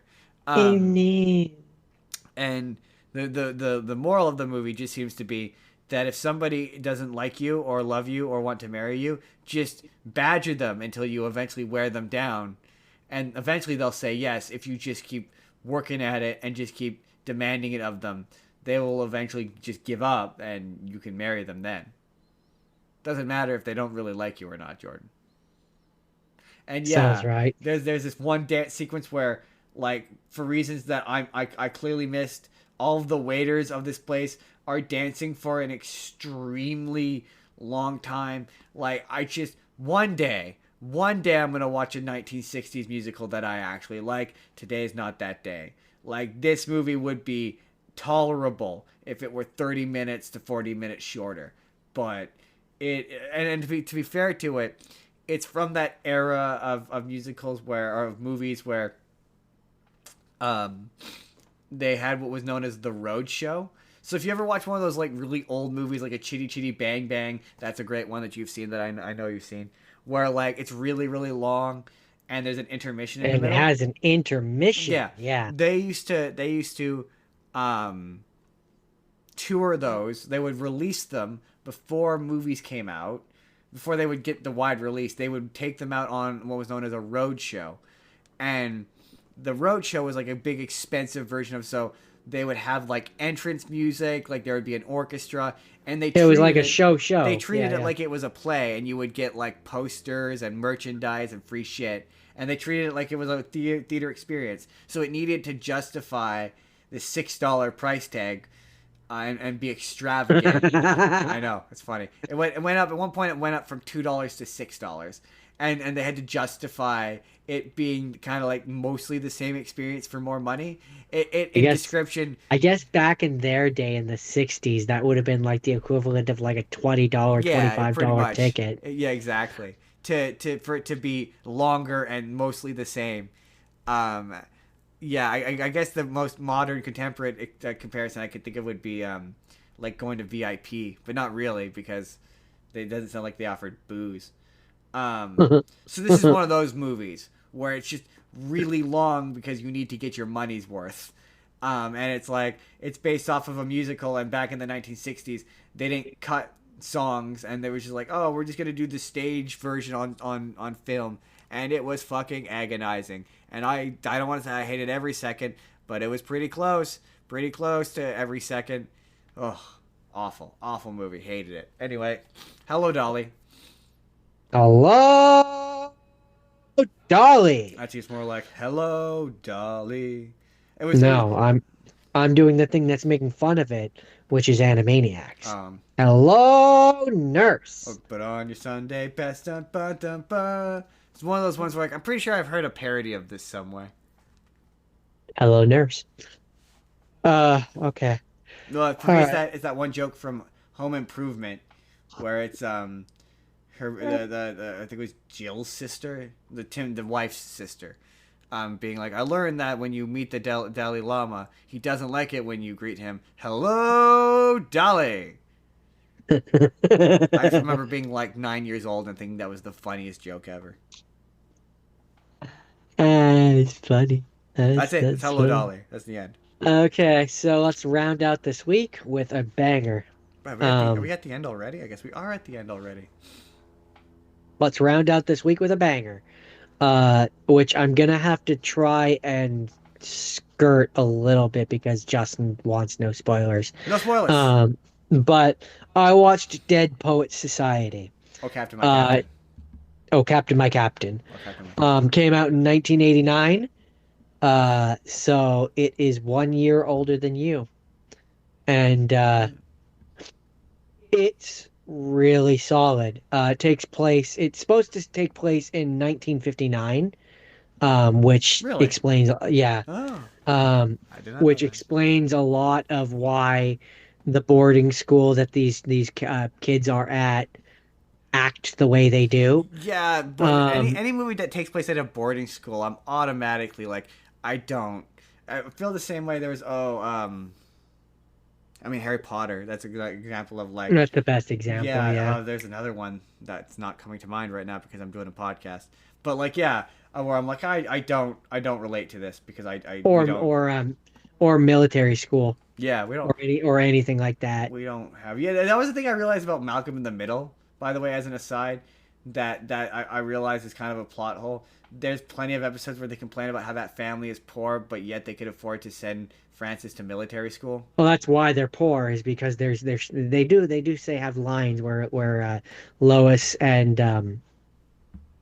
Hal, this is just a wild tangent, but where Lois and Hal are basically like, yeah, we're putting all of our money to putting him through military school. Ah, that makes That's sense. why, once he's no longer in military school, reasonably, that's the only reason they can afford to have another kid, is because they're no longer putting him through military school. That's why I'm guessing, plot wise, why they had to have them have another kid, so that they couldn't all of a sudden start being able to afford things again. That makes sense. Anyway, Anyways, not the point. We're talking about Dead Poets Society. oh Um, Captain, my Captain.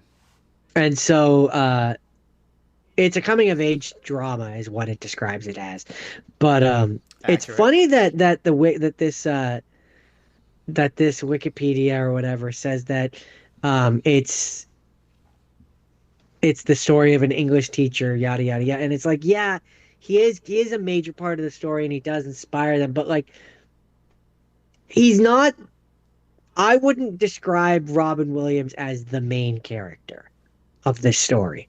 No, isn't it? Isn't Ethan Hawke kind He's of the the main he's the character? teacher. Yeah. Well, I would call the kids, just a group of them.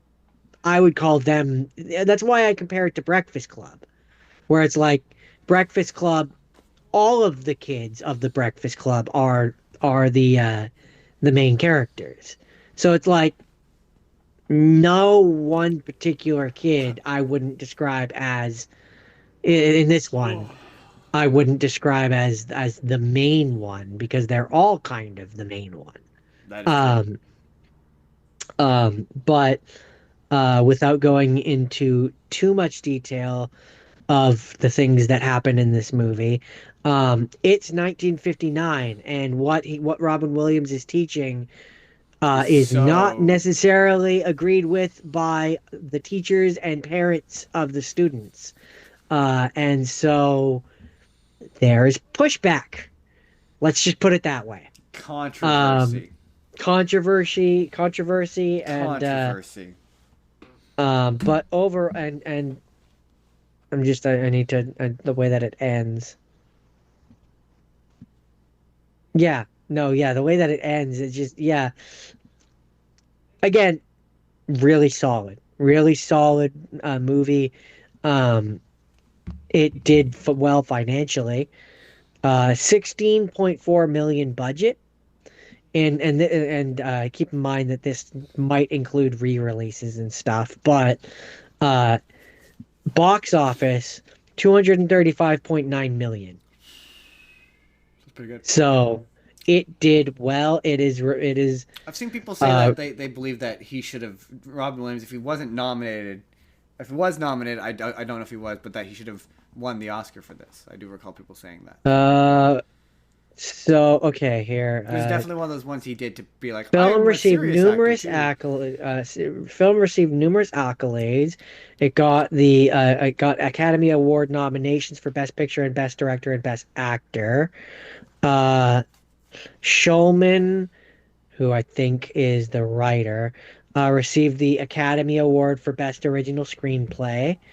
And the film won the BAFTA Award for Best Film. the Caesar No. Award for Best Foreign Film, and the David D. Donatello Award for Best Foreign Film. But it doesn't look like I don't, as far as I can see, Robin Williams didn't win for Best Actor. I don't know what he was up against in that year, but that sounds like a crime It because he was does. phenomenal. It does sound like a crime. I'm actually going to, once I wrap up here, which I'm just about to, I'm going to go and see who did win for Best Actor for that year, and I'll get back to you. So you tell me about your last thing while I do that. Well, Jordan, this next movie is an iconic one that I only knew from that one Robot Chicken sketch of Lindsay Lohan being like, "There can be only one." This is Highlighter. Highlighter? That Highlander. can be that can be only one. There can be only one. No, no, you're saying it like a German, Justin. He's Scottish. No. Lindsay Lohan. You have to do it like Lindsay Lohan, which is she's like, "There can be only one." And the Highlander is not. So this movie, Highlander, described as a crime against accents, Jordan, because the guy who plays Connor McLeod, the Highlander, has a French accent the whole movie. Yes, yes, he does, because Uh, he's Scottish. Wait, have you seen Highlander? No, I just know of it. I know of it because of things like Robot Chicken. That one sketch where it's Lindsay Lohan being like, "There can be only Probably. one." Um, yeah, he has a French accent. At one point, Sean Connery shows up as Juan Sanchez. I cannot pronounce the last something Ramirez, and he's Egyptian, and he's got a thick Scottish accent. Clancy Brown, known as the Kurgan, is supposed to be Russian and has a American accent. Um, it- So I've circled back. I found out who won. Uh, instead of Robin Williams, Daniel Day-Lewis won for his oh, of course performance he as did. Christy Brown in My Left Foot. He's Daniel Day Lewis. He's an absolute, he's a legend. So Jordan, let's do this again. So Jordan, a Highlander, Highlander. There can be only Like one. another one. Yeah, Highlander was described as a crime against accents, Jordan. Uh, the guy who Why? the guy who is the Highlander, who is supposed to be Scottish, played by a French guy, has a thick French accent for like I'd say 80% of the movie for some reason. He does But kind of have a Scottish but accent at the beginning, but not really. Not but really. there can be only one. Uh, what's his face? Um, why can I never remember his name? Sean Connery shows up, and he's supposed to be Sean, Sean Connery. he's supposed to Haha. be Egyptian and Spanish, and he has the thickest Scottish accent you've ever heard. He sounds like Sean Connery. And then, yeah, Clancy Brown is the Kurgan, who is supposed to be Russian, who has a thick American accent. Because this movie makes no sense. Sean Connery. That can And be only one. they're all I don't know if they have names. The Immortals is what they're called. And they all have a thing called the feeling. And the feeling,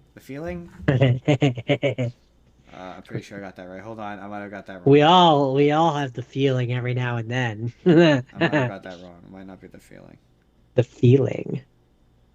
Blah, blah, blah. Sorry, not the feeling. The quickening. It's Oh, a six that's that's called the quickening. that's significantly Um, less funny. and Ramirez and Connor are both of these immortals. And Ramirez trains Wa- Connor in sword fighting, Juan Ramirez. and how basically they all have to fight each other, and they will all one day be led to a far off land where they will all fight each other until there is only one left, and the one that is left will receive the ultimate prize. And Jordan, Be only two. there can be only one. And what was really funny is like when I was watching it, I was like, oh, okay, so that bit in that Robot Chicken sketch we keep referencing, that's not in this movie. I thought that like every time. My impression of this movie from that sketch was every time one of them gets killed, they have to scream, "There can be only one." And so then in the beginning, it Is happens. that is that not true? No, well, okay. Initially, they just go, "There can be only one," and they say it like it's like The cultist line? a mantra, basically. Like it's like Eh, it, same but thing. but the Kurgan, and so that sketch treats Lindsay Lohan as if she's the Highlander, but in reality, in that sketch, she's more the Kurgan because the Kurgan is the one that every time he kills someone screams there can be only one. So he cuts off a guy's head and he goes, there can be only There one. can be only one. So it does technically, and this is an example of one much like Darkman, where I'm like, I like the concept of this. Like I like the idea that it's two immortal swordsmen, who are locked in this like eons long battle of like having to kill, and it's this long like they have to kill each other until there's only one left. Like I like this on a conceptual level, but in execution, every time they kill someone and they get powers, it just doesn't look very cool. So this was one where I was like, I would watch. I want a remake of this. I would love for them to remake. I think like with some modern special effects and like choreography, and because some of the sword fighting wasn't very good. It wasn't very well So, made. who would you make the Highlander? That's a character, right? Yeah, who I would make Connor McLeod? James McAvoy. I would have gone David Tennant.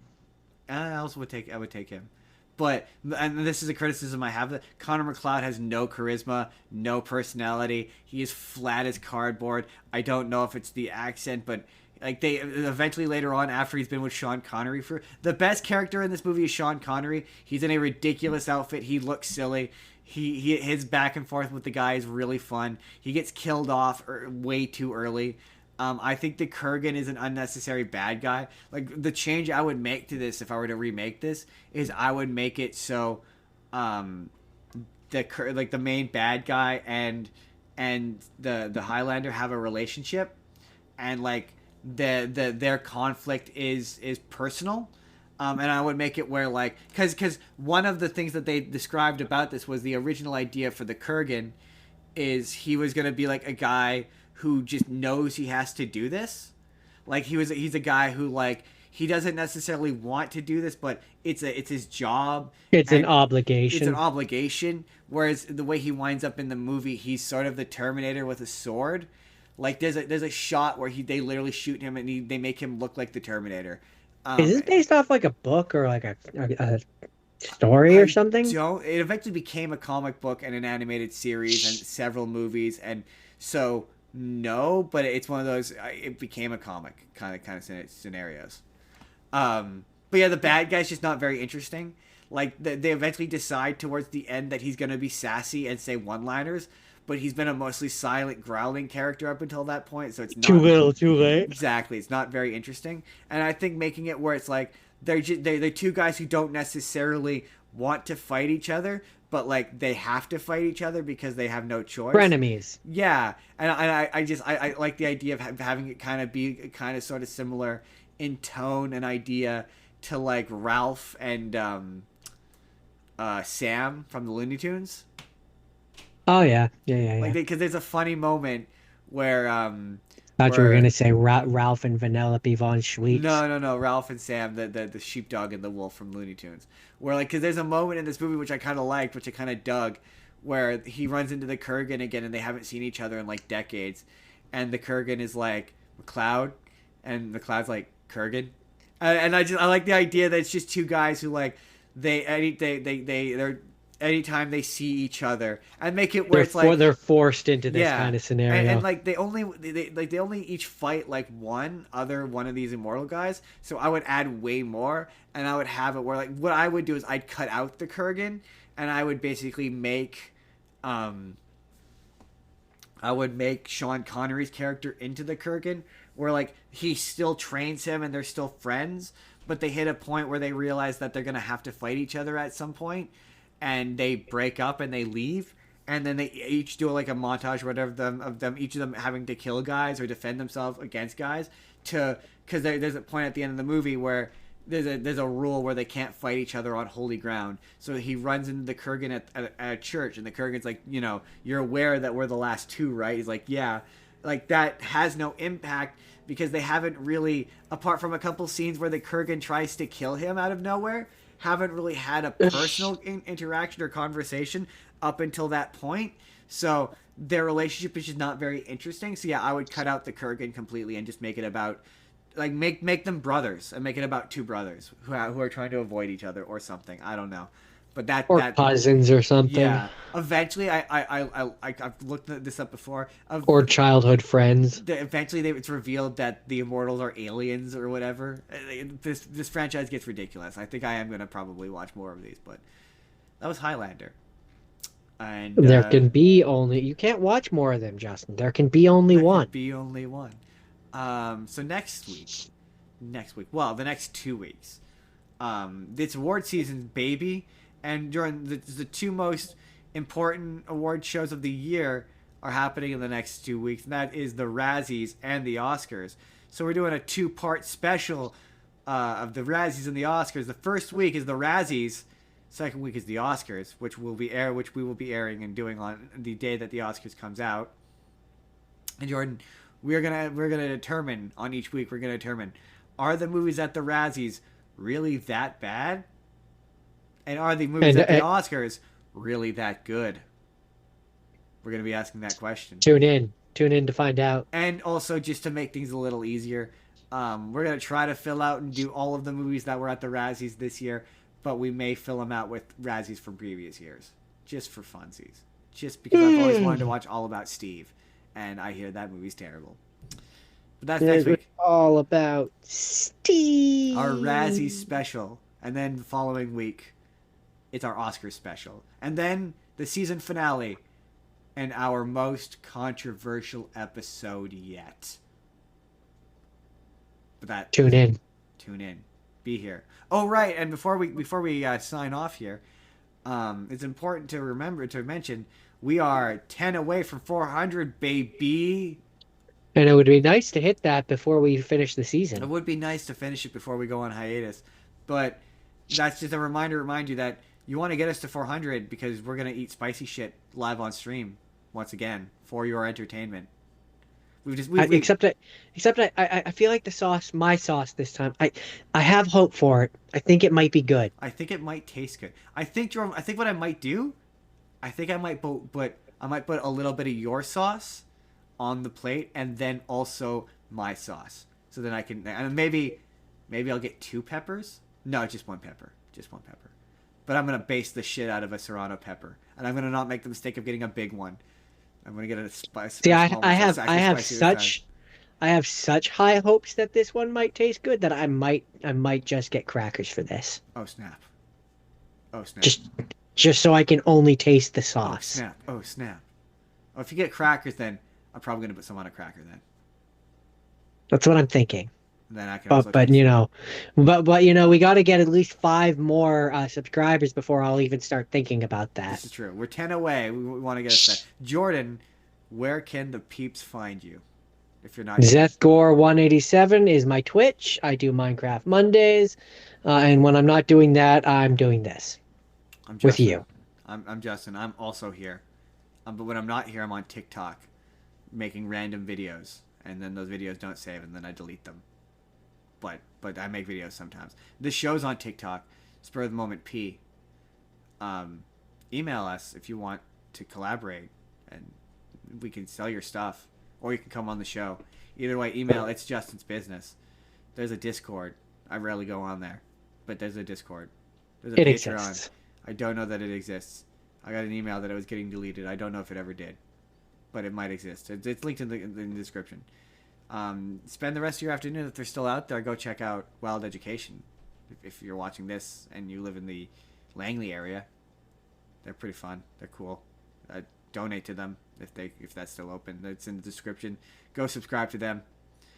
Sign up for Vizard using our link.